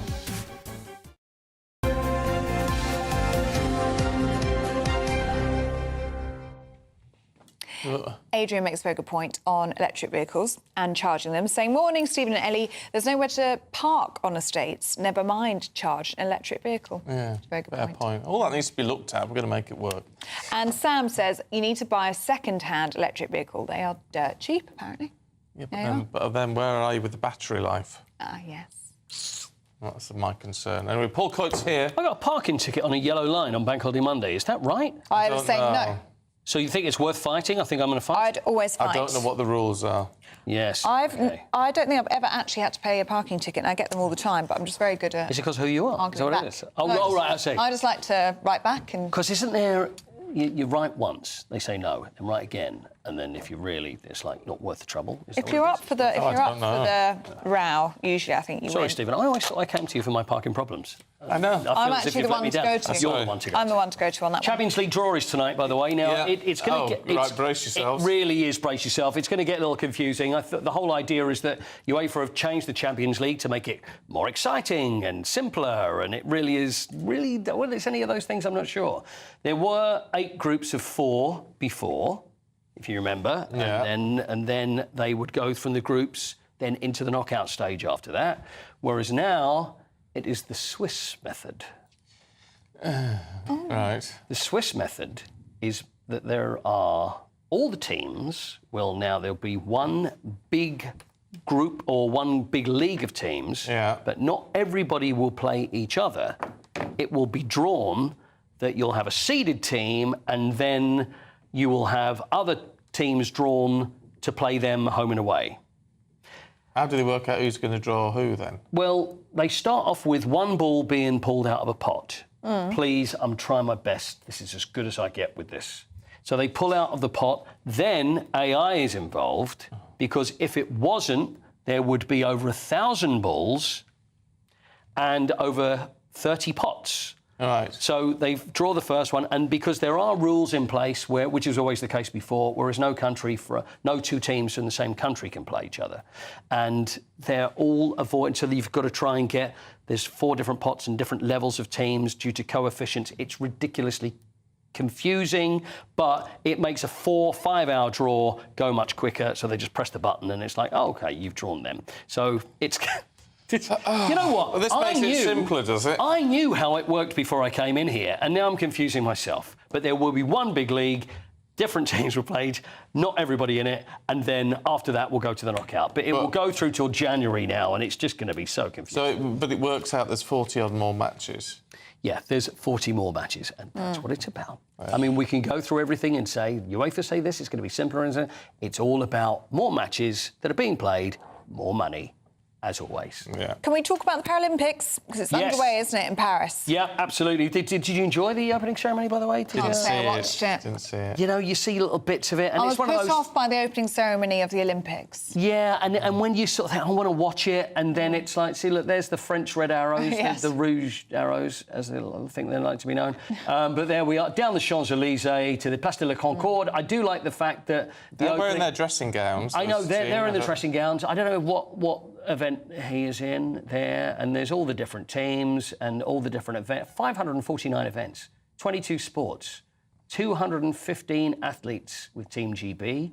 Sarah Story being one of those, going for her... This is her 9th Paralympics. Phenomenal. So I was trying to work that out. So her first one would have been Berlin 1936. It's a long time. She's been to a lot of... They do have longer careers, though, don't they, They do. Paralympians? Yeah, absolutely right. And we can tell because we look at some of the athletes that are in the Paralympics. Certainly, I don't think we could pick any London 2012 athletes that are still today, because obviously it's a long time ago. Hannah Cockcroft, though, Johnny Peacock, huge names, and David Weir as well. They're all going to be taking part for Team GP. We're hoping for 100 to 140 medals. Fantastic. Try and keep up with all of those. Fantastic. Yeah. And Good on him. You got time for a little tennis? Yes. How about Coco Gauff? Now, Coco Gauff, the US Open I've got a champion. tea thing. Coco Gauff, the US Open champion. Now, we're going to look at this, and there was a bit of some strange, little confusion that happened at the end of the first set. Now, watch. This is the first one where the ball actually goes into the umpire's chair, but that's OK, that's allowed. Now, listen carefully when this ball crosses the line. Did you hear that? No. There was like a no. Oh, yeah. And that was actually a mistake. It was a technical error because something fired through the loudspeaker system, which was like, well, where did that come from? Nobody was calling out, and it was just an automated voice. So then they played the point again, and then Coco manages to win, and she was extremely on form because the thing is, she hadn't been playing very well. She didn't do very well at the Olympics. She hadn't done very well at Wimbledon, but she won 6-4, 6-love, which is known as a donut. So close. Croissant. Think of the shape. A donut. A ring. It's like a croissant, but it is a breaded treat. Bagel. A bagel. Ah, bagel. 6-love is a bagel. So Right. 6-4, 6-love. She beat Tatiana Maria from Germany, and Tatiana Maria's kids were in the audience as well. And you could see the push chairs. They were sitting there watching Mum, although one of the kids was actually on an iPad at the time and didn't watch your Mum. I think it was when it was 6-4, heading towards 6-love. He thought, I'll go back to Teletubbies or whatever he was watching. Oh, very good. Yeah. My dad's just... Hello? Yeah. I'm on the I'm on the telly. Yeah. But Mr. Dixon Senior. I'll call you in a minute. Oh, what's his name? Eddie. Eddie. Hi, Eddie. Hey, Eddie. You're just on the telly, Eddie. Well, he's clearly not watching. Well, clearly. You can turn Is him he off saying later. that fella said Barrow Town, not AFC Barrow? Is that what it AFC, was? yeah. AFC. Yeah, that's what he's It's saying. probably ringing you up about that. I'd like to apologise to Eddie then, because it's an easy mistake to make. It is, yeah. Well, Eddie was We just on the wish them- telly. I hope he knows that. He'd be let him furious. know. He'll be furious. Will he be now. furious? Will you be in trouble? I will be in serious trouble. Will you have to make the call back now, or I will. I'll bring him in the break. Bring him in the break. Be in so Which much we're trouble. going to now, actually. Paul Coit, thank you very much. Well, please tell us what happens with Eddie after. Oh, well, yeah. So don't go anywhere. Stephen needs to ring his dad back, and then we're going to come back and go through the papers, aren't we? Yes, we are. That's the plan for the next few minutes. See you in a tick.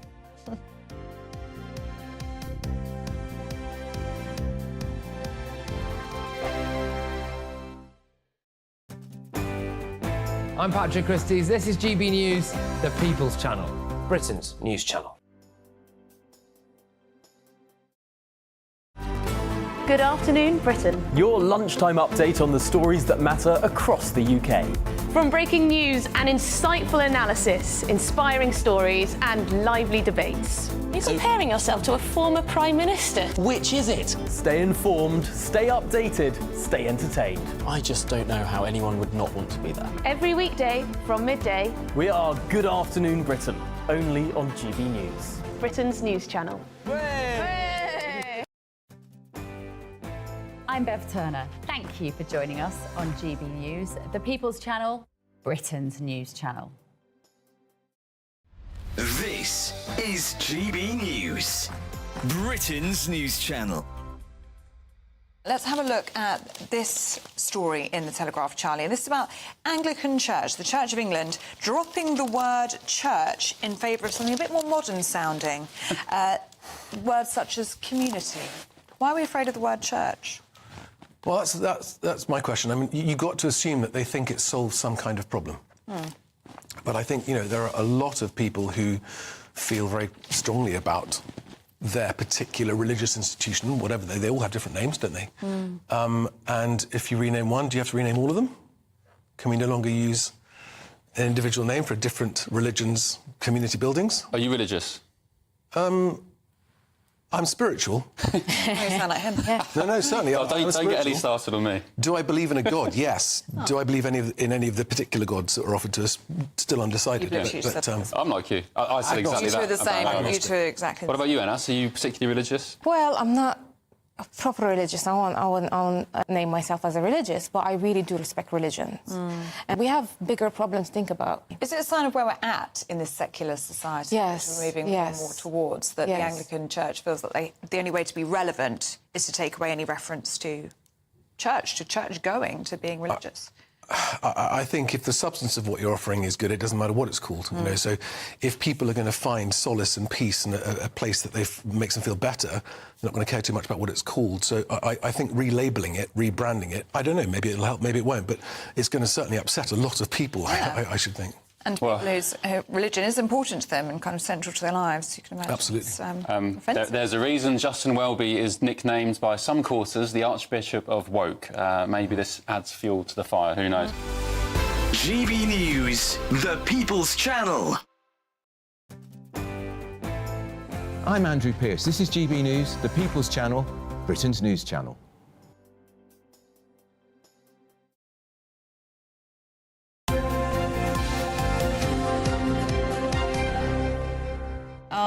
Right, let's see what's in the papers this morning with former Special Advisor to Michael Gove, Charlie Rowley, former Labour Advisor Scarlett Maguire. Good morning to you both. Good morning. Charlie, there's fury in the Express this morning. Is there? From Nigel Farage, because we had 526 people arrive on boats on Tuesday. We've had 20,000 so far this year. We're not hearing anything from the Prime Minister. And that's exactly what Nigel Farage is sort of getting at, that when the Prime Minister is in Berlin, as he has been, and I think he's going off to France to sort of talk about closer ties with the EU and how much, cooperation that needs to be done on many fronts, alongside giving a speech outside in Garden of Number 10, which was all doom and gloom. Not one single mention of the biggest crisis that I think many people in this country feel that it is, which is illegal migration. Well, he mentioned it yesterday with Olaf Scholz, didn't he? But only in passing, really, saying he's going to smash the gangs. Smash the gang, and that's all we've heard. That's all we've heard, and that's all we heard throughout the election campaign. So what's he supposed to do? Well, some meat on the bone. Well, so that's he has only been Prime Minister for a matter of weeks. 8 weeks. 8 weeks. They are actually in the Home Office trying to sort out what they're going to do. Well, they scrapped Rwanda on day one. That was supposed to be the deterrent. Well, to many of us, Rwanda was just a great way of spending millions of pounds, and it wasn't a deterrent at all. And you can put that money into smashing the gangs. I mean... Yeah, but what does smashing the gangs mean? This is the problem. It's a catchphrase, but no one knows actually what it's going to mean. Because that's what, once you get into government, then you have the hard work, and the hard work takes time. I mean, you have to work out how you're going to do it, how you're going to liaise with in particular with the French. I mean, you can't smash the gangs in England, right? You have to liaise with the French. I mean, that's what they're doing. I just don't quite understand what he's supposed to have done so far to stop it, because as we know, we've got really good weather. That's when they come over, and I always say the best way is for them to know they're going to be sent home, and then you don't get the economic migrants coming over, right? If they know they're going to be sent back. Listen, if it was that simple, this is what I can't get my head around, because you mentioned this in one of the previous hours. If it's that simple, why haven't we got people picking them up and then preparing to send them back again straight away? Well, I don't know, because you could do that in 8 weeks. You could organise that in 8 weeks. No, you do have to hire people to sort out. So what happens is you pick them up, you don't send them straight back, you pick them up and you process them, and it does take time. Well, they've got a backlog of thousands of people. This is completely and utterly ridiculous, what's happening. It's clearly the processing that's taken the time, because as we discussed before, there's many people that come into the country, we don't know where they're coming from or where they send them back to, and it's not helped by the amount of money that we have sent the French, I must say, who haven't been overly helpful, it seems to me, at times, at stopping... Well, they're not open to a return deal, are they? No, quite. Oh, no, absolutely. And would you be? I mean, But that's why it's complicated, but can you imagine, Ellie, that if we were in France and we were... and you go... Why would we want these people back when they don't want to be here? That's why it's complicated, isn't it? And especially, I mean, if we've got somebody crossing on a small boat saying they're from Syria or Afghanistan or Iran, well, they're not going to be sent back because their home country isn't safe. Yeah. So actually, they are probably refugees, and we need to do something. I mean, one of the things we need is we need to allow refugees to work. I mean, it's absolutely ridiculous to have these people sort of kept up in hotels, which is not good for anybody, including the British taxpayer, and they actually could be doing lots of work that we need doing. So this is a crucial issue which needs to be tackled, but the government seems to be focused on stopping people from smoking in a beer garden. Oh, come on! This is a possible... Well, it's true. This is... It is. So the government can do, many things at the same time, and the health department is not actually, believe it or not, interested in the small boats. They're interested in getting people to be more healthy and trying to stop people from smoking, which kills people. I mean, I do think we have to remember the other side of the... Well, there's lots of people who've been in touch to say, drinking alcohol is unhealthy, eating junk food is unhealthy, all these sort of things. They don't kill you. I mean, smoking. Obesity. Yeah, obesity is. We need to we need to do something about obesity because it costs, like smoking, it costs the National Health Service. I mean, all these things, you know, we go on, oh, isn't it terrible, National Health Service, you know, it costs this much money. I mean, how many people are in there because of smoking?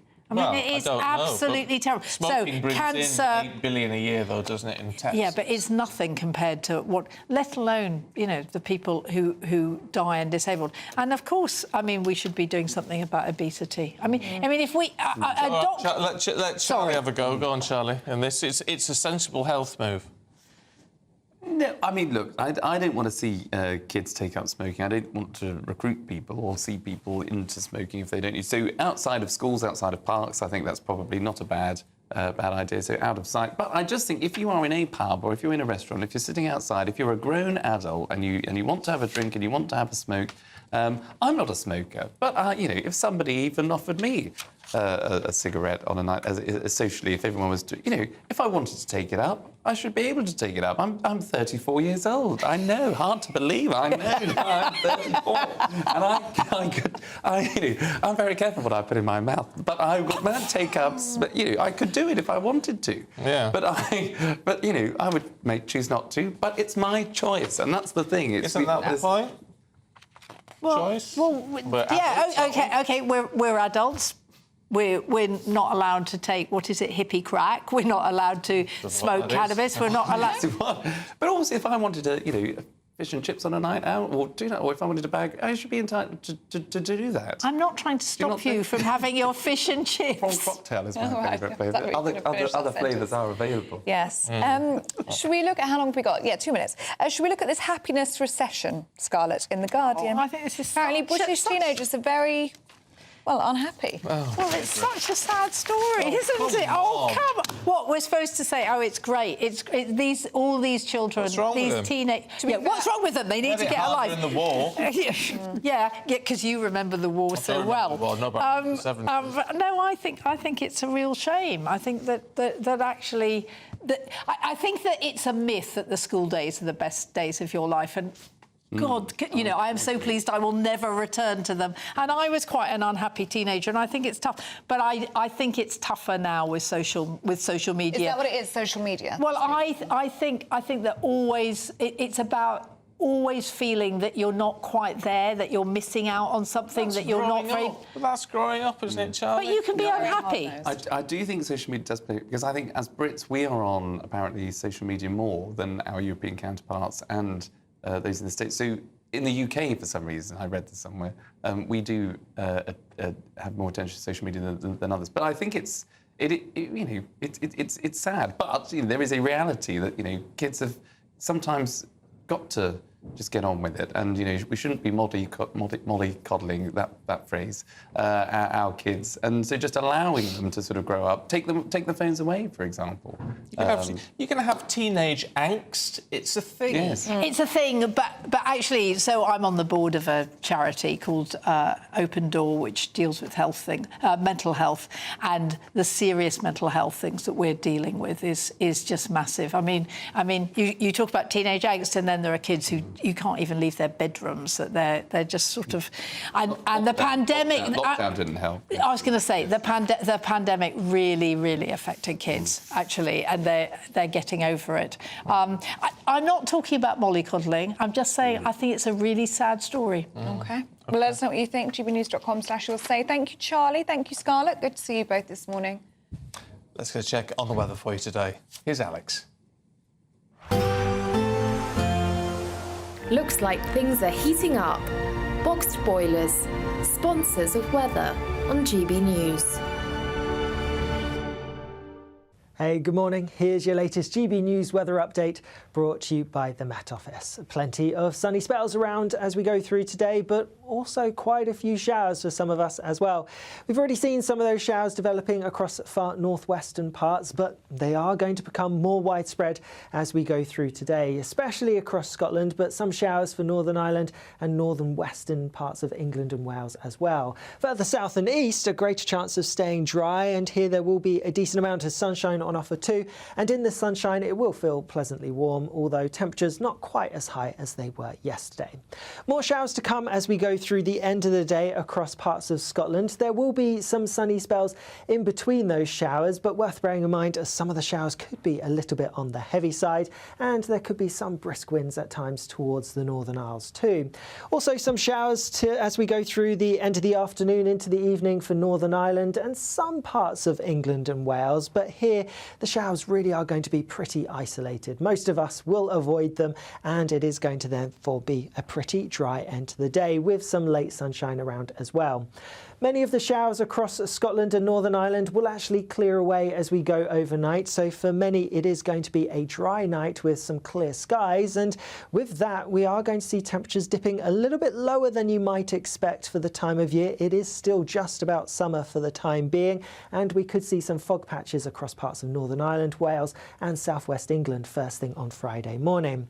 Through Friday itself there could be some further blustery showers affecting the far north-northeast of Scotland, and perhaps some brisk winds towards the southeast at times and one or two showers elsewhere, but on the whole it's looking like a dry and often sunny day, and with that again feeling pleasantly warm in the sunshine. Temperatures ranging from mid to high teens in the north to low, possibly mid-20s further south. Bye-bye.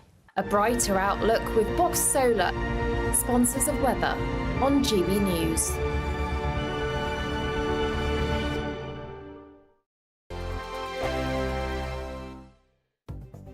The latest GB News travel. Hello, good morning. I'm Andy Hilbert with the latest on the roads across the UK for a Thursday morning. In Northamptonshire, the southbound M1, it's slow due to an earlier broken down vehicle. Junction 18 at Rugby to junction 19 for the Catthorpe interchange. In Bedfordshire, the northbound M1, very slow due to an earlier broken down vehicle. Junction 10 for the Luton Airport Spur Road to junction 11 for Dunstable South and Luton. And in Essex, the southbound M11, a lane closed on the exit slip road there due to a broken down vehicle at junction 6 for the M25. Also to in Cumbria, the M6 in both directions, one lane closed due to emergency barrier repairs. That's junction 36 for Kirkby Lonsdale. And also to in Greater Manchester, the clockwise M60. The vehicle that needed its tyre change is now gone. Junction 16 at Pendlebury to junction 17 for Prestwich and Whitefield. Traffic there at the moment on the M60 Greater Manchester seems to be moving okay for you from what we can see this morning. You're up to date. You can stay up to date throughout the day by visiting our website gbnews.com. It's the final week to see how you could win an incredible £30,000 in cash. It's extra cash that could really make a difference to your coming year. You could find yourself on that holiday you've always wanted to take, buy that treat that always seemed out of reach, or just send some of those day-to-day financial stresses packing. Time is ticking. Get your entry in now. For another chance to win £30,000 in tax-free cash, text CASH to 63232. Text costs £2 plus one standard network rate message. You can enter online at gbnews.com/win. Entries cost £2. Or post your name and number to GB07, PO Box 8690, Derby DE1 9TT. UK only. Entrance must be 18 or over. Lines close at 5 p.m. on the 30th of August. Please check the closing time if listening or watching on demand. Good luck. I'm Christopher Hope. From pop stars to politicians, I'll interview anybody in a pub who's got a political opinion. Join me every Friday on Spotify, Apple Podcasts, YouTube or gbnews.com, or wherever you get your podcasts. This is GB News, the People's Channel. Join me, Nana Akwe, for an informative, interactive news programme with a difference. It's fun. No, he didn't say that, Dave. I'm so surprised. I think there's an element of truth to that. Join me from 3 p.m. every weekend, only on GB News, Britain's news channel. In the GB Newsroom, we bring you the news as it happens. With our team of dedicated journalists across the UK, we're ready to keep you up to date with what's happening every half an hour, every single day. Bulletins here on GB News, the People's Channel, Britain's news channel.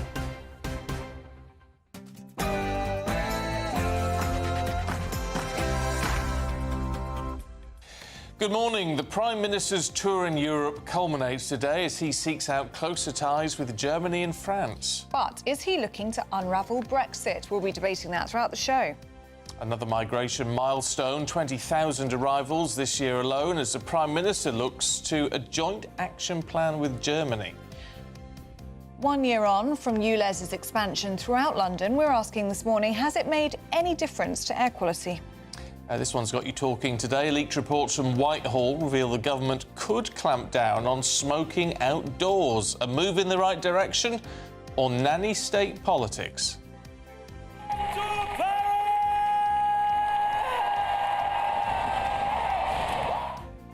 The Paralympics get underway in Paris as 4,400 athletes take part in the opening ceremony.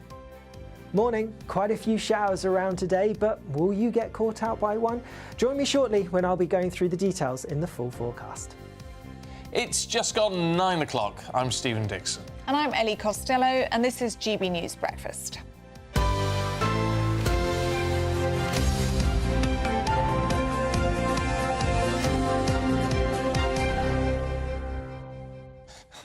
The smoking ban has got you going this morning. We don't know that it's happening, but it's being mooted. It's being thought about. It's being mooted. Yes. I mean, David Price makes a tongue-in-cheek, though, reasonable point. Ban alcohol, he says, it kills through drink driving.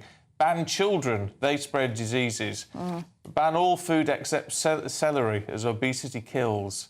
Where'd you stop? Yeah. So no one's saying smoking is a good idea, but aren't we allowed to make choices, I guess is the argument, for ourselves.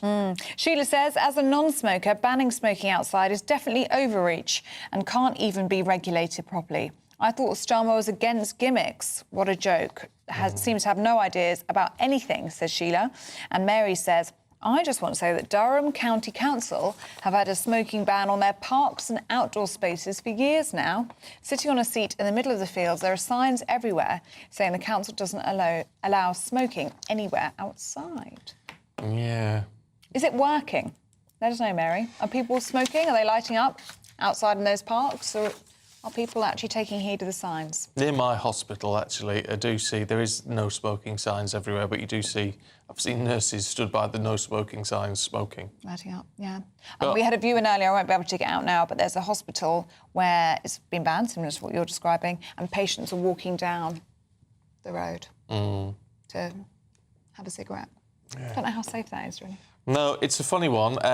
There's actually, it's a key bit of politics. There's lots of politics today, because obviously the Prime Minister's been in Europe, well, in Germany and France, still in France today. Let's talk to our political correspondent, Catherine Forster, who's in Westminster for us this morning. Before we get to Europe, Catherine, can we touch on this smoking thing? I mean, I know it's not set in stone.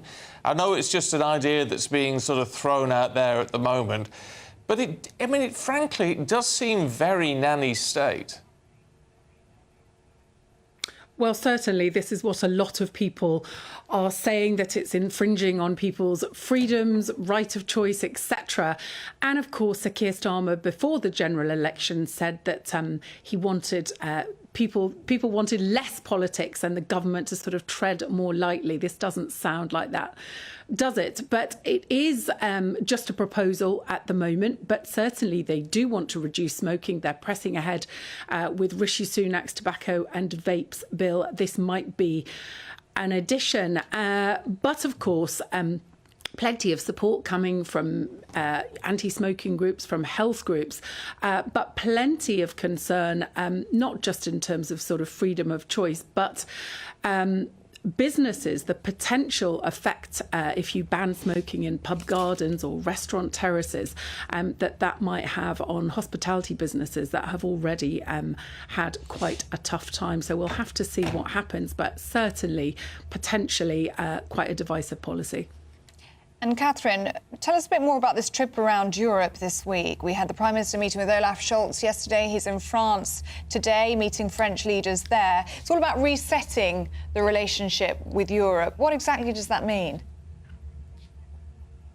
Well, that is an excellent question, Ellie. And the truth is that ultimately we don't know exactly what it means. So we've had a lot of warm words in Germany, a talk of a reset. Clearly, Sir Keir Starmer previously, before he became Labour leader and then Prime Minister, campaigned for a second referendum. Now he says no going back to the EU, no going back to the customs union, the single market, but has explicitly said he wants a closer relationship, deeper ties on immigration, on trade, business, etc. Talks about how it can help British growth and jobs.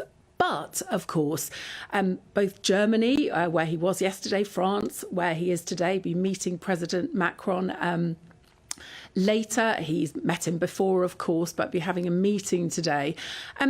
They're limited, really, in what they can do because they can't do any sort of trade deal with these countries because that is the remit of the European Union. So lots of talk. What will ultimately emerge from this, we really don't know. OK, Catherine Forster, good to see you this morning. Thank you very much. I just don't know is a very odd thing, isn't it? You want a bit more clarity. I had a view in from Richard, who said Labour said they would hit the ground running. Interesting. Yeah, well, I mean, they would argue that they are. Yes. You know, well, they've settled with the unions, haven't they? Well, so it would seem. So they would argue that they are, but it's... I mean, the big question over this Europe thing is, are they unpicking Brexit a little bit at a time? Which obviously isn't very democratic, is it? No. Well, they would say they're not, right? They would say that they're just... What the sense from the two of them yesterday, that was very warm relations. Yeah, perhaps we haven't seen before. So perhaps the Keir Starmer's thinking, well, if you go in that way, will we get ourselves a better deal? Well... Are words enough? I don't know. Will we get a better deal on things like sorting out the migration issue? Possibly. Maybe. I mean, you can't rule it out. Maybe it is the way that it's got to be done. But treaties with Germany, it's what I don't understand, is the idea of treaties with Germany on the migration issue and all the rest of it. You can't do it with one country. It's the EU. You've got to do it with all of them. Why, doesn't it? So... And the list of topics that are going to be touched on by this treaty in just 6 months is vast. I'm not going to be able to find it now, am I? But no. It's long. Right. It's, going to be interesting to see if they can get that ticked off in 6 months' time. Wow. But good luck to them. Let's see. Right, let's turn our attention to something a little bit brighter, should we? Because the sun shone on the Champs-Élysées yesterday as athletes from across the world arrived to launch the Paralympic Games. Well, medal hopefuls from 168 delegations paraded through the French capital in glorious weather conditions for an ambitious opening ceremony. Well, designed to put disability at the heart of society, the theme was extravaganza. What did you make of it? Well, earlier we spoke to showbiz journalist Steph Tecci. Extravaganza, it was definitely worth the 3 hours that I spent watching it yesterday. And I think finally the French have listened to all the criticism they faced about the Olympics opening ceremony a few weeks ago, because this one felt much more compact, much more slick and much more suave. The artistic director, Thomas Jolly, he promised that the ceremony will embody the values that Paralympians stand for. And it really did. During this ceremony, they definitely challenged viewers at home what we think people with disabilities can do. Like, the show was choreographed with so many different athletes and performers as well who were performing aside able-bodied people, and it was just a fascinating watch, and I felt like it actually stuck true to the French chic that we were all looking for in the Olympic ceremony in the first place. Oh, it's interesting then. They seem to, I mean, we don't know whether it was toned down as a result of... It felt very toned down. Did it? Yes, it did. Not controversial? No, it wasn't controversial, and I think that's what happened with the Olympic ceremony. I think all the controversy overshadowed all of the theatrics they had, where in this show you actually felt like you could breathe and appreciate with what you were actually seeing. So the ceremony was called Paradox, from discord to concord, and it was just basically challenging viewers at home to actually watch and see what people with disabilities can do. And some of the choreographs that I was watching yesterday was really impressive. It's stuff that you think to yourself, you wouldn't think that someone with a disability can do, and I think that was the beauty of watching the ceremony yesterday, and I think actually Thomas Jolly has actually redeemed himself. interesting, isn't it? Because Thomas Jolly, I think I heard on the radio this morning, was talking about an inclusivity revolution, and that's what he wanted the Paralympics to be. But then people pointing out that Paris as a city isn't very inclusive in terms of being able to get around with the metro system there. It's really difficult. Well, I went. Oh my gosh! Like Ellie, I went to Paris a few weeks ago when the Olympics were on, and it's not a very accessible city with its metro system. But I think what's happened with these Olympics, I think they've had to turn their, kind of culture on its head a bit and be more open and be more welcome. And I think from everything that's happened with the Olympics now, it's set the stage for the Paralympics, actually. So I think, actually, the Paralympics are getting the shine it deserves. Which is interesting. I know we really did that in 2012. It seemed like we lifted the Paralympics into something it hadn't been quite before. And that momentum's continued. So, I mean, it's really positive that Paris is, it would seem, doing the same. Well, it needs to, because I think a lot of people think, oh, the Olympics is over and that's it. And actually, no, we've got about 1,300 hours worth of sports coming up for the Paralympics. And I think it actually deserves a bit more shine than the Olympics itself, because we're seeing all these incredible athletes, 4,400 of them, as we saw yesterday, who are going to be taking part in these games. So I think as well, when it comes to creativity, I think people think disability doesn't deserve that mainstream. It does when it comes to creativity and choreography, but it actually does deserve that, and I think they've done that well last night. Well, let us know what you think if you watched the opening ceremony last night. gbnews.com/your say. Right, time for the Great British Giveaway now. Your chance, as you know, to win £30,000 in tax-free cash. Yes, you will have to hurry, though, because lines close at 5 p.m. tomorrow. So here are all the details that you need. It's the final week to see how you could win an incredible £30,000 in cash. It's extra cash that could really make a difference to your coming year. You could find yourself on that holiday you've always wanted to take, buy that treat that always seemed out of reach, or just send some of those day-to-day financial stresses packing. Time is ticking. Get your entry in now. For another chance to win £30,000 in tax-free cash, text CASH to 63232. Text costs £2 plus one standard network rate message. You can enter online at gbnews.com/win. Entries cost £2. Or post your name and number to GB07, PO Box 8690, Derby DE1 9TT. UK only. Entrants must be 18 or over. Lines close at 5 p.m. on the 30th of August. Please check the closing time if listening or watching on demand. Good luck. Yes, best of luck. I shouldn't laugh. Dawn's been in touch and said if Keir Starmer gets off the plane from Germany waving a piece of paper, then we really are in trouble. Shouldn't laugh. Anyway, look, still to come for you. Despite crumbling services, Thames Water is looking to increase bills for customers again. We'll tell you more in a minute.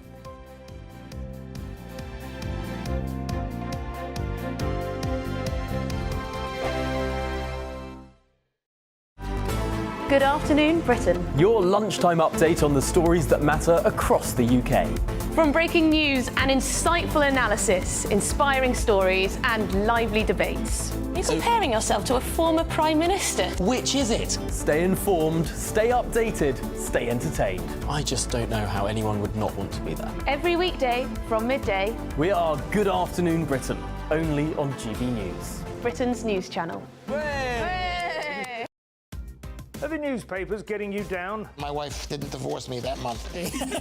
Struggling to separate the wheat from the chaff? I know that it's a bit of a circus at the best of times. Well, don't worry. Headliners has got you covered. We'll take the burden of reading the day's news, and if we get depressed, who cares? It's an occupational hazard, frankly. That's Headliners on GB News from 11 p.m. till midnight, and the following morning, 5 till 6 a.m. on GB News, the comedy channel. Nah, just kidding. Britain's news channel. This is GB News, Britain's news channel. This Bank Holiday Monday, we'll be celebrating National Dog Day by uncovering how many pet owners would rather spend the bank holiday with their pet over their partner. In fact, new research has uncovered the 5 key personas that make up Generation Pet. That's a new wave of post-pandemic pet owners, with 58% saying they worry about their pet being diagnosed with a serious illness. Well, joining us now to tell us more about how we should be caring for our pampered pooches is Dr. Edwina Gildia. Some of the interesting facts coming through that is that 80% of us think that pet as part of the family. The new pet owners who have come on board during the pandemic, there's a lot to learn with being a new pet owner. Interesting facts, as you mentioned, a third of pet owners are preferring to spend time with their pet this weekend over their partner. 60% of pet owners, and Dog Watch specifically calling them out, say that their dog improves their mental health, and 55% noting that improves their physical health by getting out and about. It's also about showing that love and appreciation for these animals which don't ask anything of us but love. That was another point that came through this research that we did at Zoetis UK, is that they bring a purpose to life, and I think that's another thing to call out. It's so important for ourselves, for society, to have that purpose, but with that comes responsibility. And that's ensuring that we do support their health, and we know how to do that as well. If you'd rather spend your bank holiday with your dog than your partner, maybe we've got too much of an over-reliance on our pets? I think it depends on what way you look at it. For some people, it may be a connection. I think it's a positive thing that we have, and we should celebrate it. GB News, the People's Channel.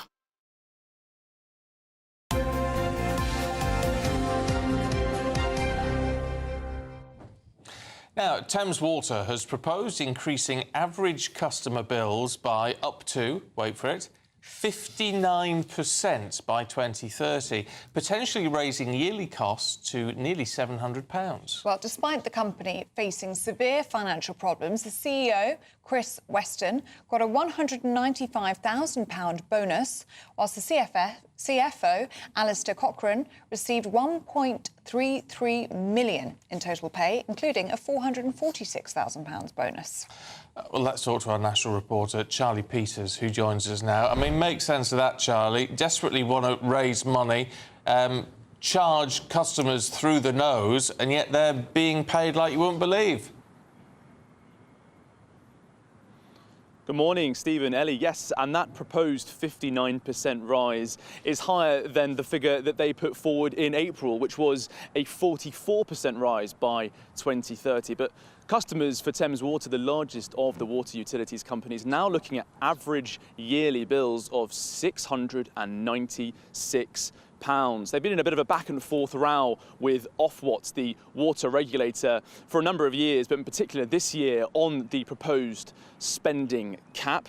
Earlier this year, Ofwat said that water companies should be permitted to raise bills by 23% in the same time frame. But this proposal from Thames Water is, of course, significantly higher than that. Why are they doing it? Well, they're about £15 billion of debt. The headquarters of Thames Water is just behind me here across the Thames in Reading. But the average bills in 2023 and 2024 were about £433 for the biggest water utilities company, Thames Water. It said that Ofwat's proposed cap, the one they put forward in April, is not tenable and renders our plan uninvestable and could prevent the turnaround of the company. But as you touched on, Ellie, there is a bit of an issue here, is there not, with the reputation crisis that Thames Water is going to go through on the back of these proposed bills due to the pay of their most senior officers, because the chief executive, Chris Weston, said that the money we're asking for from customers will be invested in new infrastructure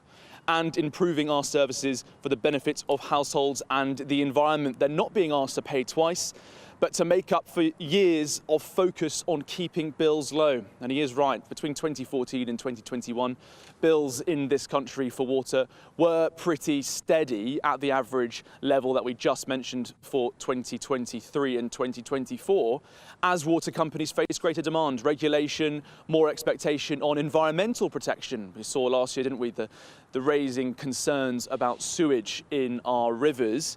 But while all that discussion goes on, Chris Weston, that chief executive, he only joined in January. He took a £195,000 bonus for the 3 months to the end of March. His total pay is £437,000. £100,000 for the period.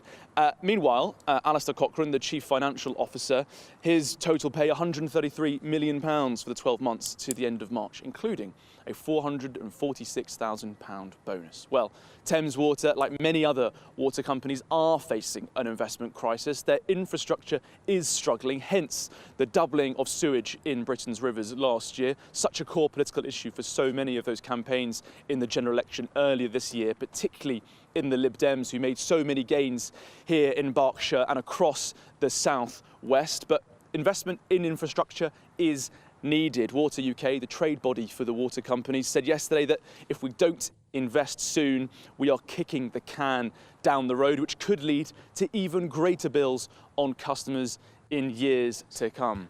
Well, with all that discussion going on, one thing's for certain, customers are almost certainly going to be bit by higher bills in the coming years, and it comes after utilities companies for gas and electric warned yesterday of rising bills. They were meeting with the government to discuss how they could support their millions of customers faced with rising bills. All in all, it's a pretty doomy and gloomy story for the average consumer. It really is, Charlie. Thank you very much indeed. And the thing is as well, these customers don't want to be taken for fools, do they? No. I mean, they're fine to invest in infrastructure if that's what needs doing, if it needs modernising. I mean, much of our waterways are Victorian, aren't they? People understand that. But with Thames Water, a lot of it is self-inflicted, isn't it? They're in huge debt. They've got these penalties for sewage, for failings at water plants and sewage plants. The optic's not good. It's a bad taste in your mouth, especially if you're a Thames Water customer. That's not what you think? No pun intended. Yes. No pun intended. Right, Britain's Newsroom coming up at 9:30. Andrew and Bev are here. Good morning, you two. Good morning. What have you got? Well, I want to go and take up smoking.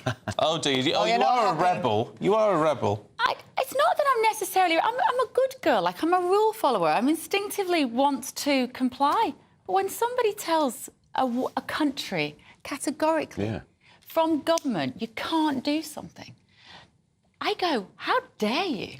Who are you to tell me what I can and can't do in the privacy of my own home, or be that in a park on a sunny day, in a pub car park? The death of the pub. This will be the death of the pub. Of course. Well, it's beer gardens, isn't it? Yeah. We don't know whether that gets rid of smoking areas or things like that. I mean, it's not clear. They've just floated the idea. Outside universities. Why outside university? What's the problem? Aren't people who go to university meant to be cleverer than the average? So if they want to have a fag outside, they're clever enough to know the risks, aren't they? Potentially the recommendation, which of course Sunak rejected these recommendations because it is part of obviously changes that he wanted to bring in, but he did say, hang on a minute, that's a bit much, is that you won't be allowed to smoke if you live in a council house. Inside your council house. So that means neighbours are then going to snitch on you? That means exactly My dad that. used to smoke a roll-up when he got in from the factory and he was in our council house. I'm appalled to think that the law would not have allowed him to do that. Nanny state politics. There's more important things for this government to get on and fix, you know. Well, that's what all of our viewers have been saying. Focus on prisons, focus on immigration. Keb, could we? 6,000 people have crossed the channel since the election. 6,000. But that's not illegal migration anymore now. That's irregular migration. Oh, have they renamed it? Yes, they have. It's irregular migration now. Did it, it virtually unnoticed in this Rose Garden. No, it was in the Chancery in Germany yesterday.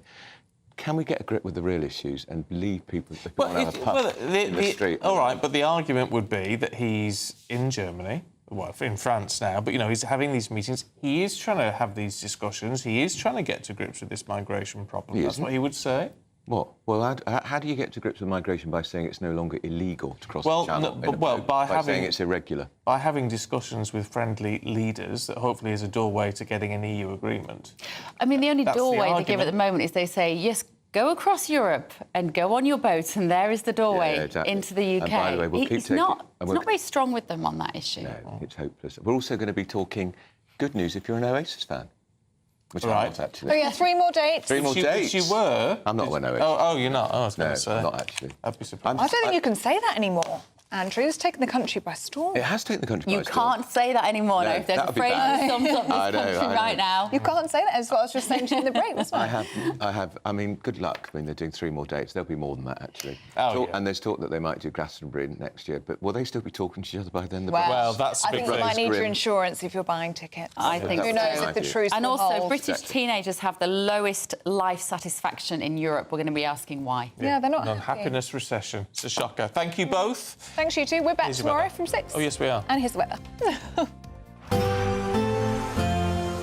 A brighter outlook with Box Solar, sponsors of weather on GB News. Hey, good morning. Here's your latest GB News weather update brought to you by the Met Office. Plenty of sunny spells around as we go through today, but also quite a few showers for some of us as well. We've already seen some of those showers developing across far northwestern parts, but they are going to become more widespread as we go through today, especially across Scotland, but some showers for Northern Ireland and northern western parts of England and Wales as well. Further south and east, a greater chance of staying dry, and here there will be a decent amount of sunshine on offer too, and in the sunshine it will feel pleasantly warm, although temperatures not quite as high as they were yesterday. More showers to come as we go through the end of the day across parts of Scotland. There will be some sunny spells in between those showers, but worth bearing in mind as some of the showers could be a little bit on the heavy side, and there could be some brisk winds at times towards the Northern Isles too. Also some showers as we go through the end of the afternoon into the evening for Northern Ireland and some parts of England and Wales, but here the showers really are going to be pretty isolated. Most of us will avoid them, and it is going to therefore be a pretty dry end to the day with some late sunshine around as well. Many of the showers across Scotland and Northern Ireland will actually clear away as we go overnight, so for many it is going to be a dry night with some clear skies, and with that we are going to see temperatures dipping a little bit lower than you might expect for the time of year. It is still just about summer for the time being, and we could see some fog patches across parts of Northern Ireland, Wales and southwest England first thing on Friday morning. Through Friday itself there could be some further blustery showers affecting the far north-northeast of Scotland, and perhaps some brisk winds towards the southeast at times and 1 or 2 showers elsewhere, but on the whole it's looking like a dry and often sunny day, and with that again feeling pleasantly warm in the sunshine. Temperatures ranging from mid to high teens in the north to low possibly mid-20s further south. Bye-bye. That warm feeling inside from Boxed Boilers, sponsors of weather on GB News.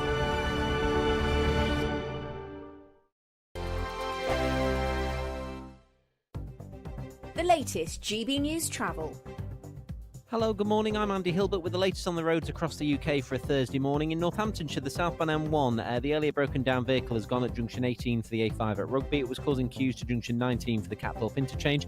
In Bedfordshire, the northbound M1 very slow with the lane closed due to an accident. That's going to affect you just after junction 10 for the Luton Airport Spur Road. Queues back to junction 9 at Redbourne in the roadworks. And in Essex, the southbound M11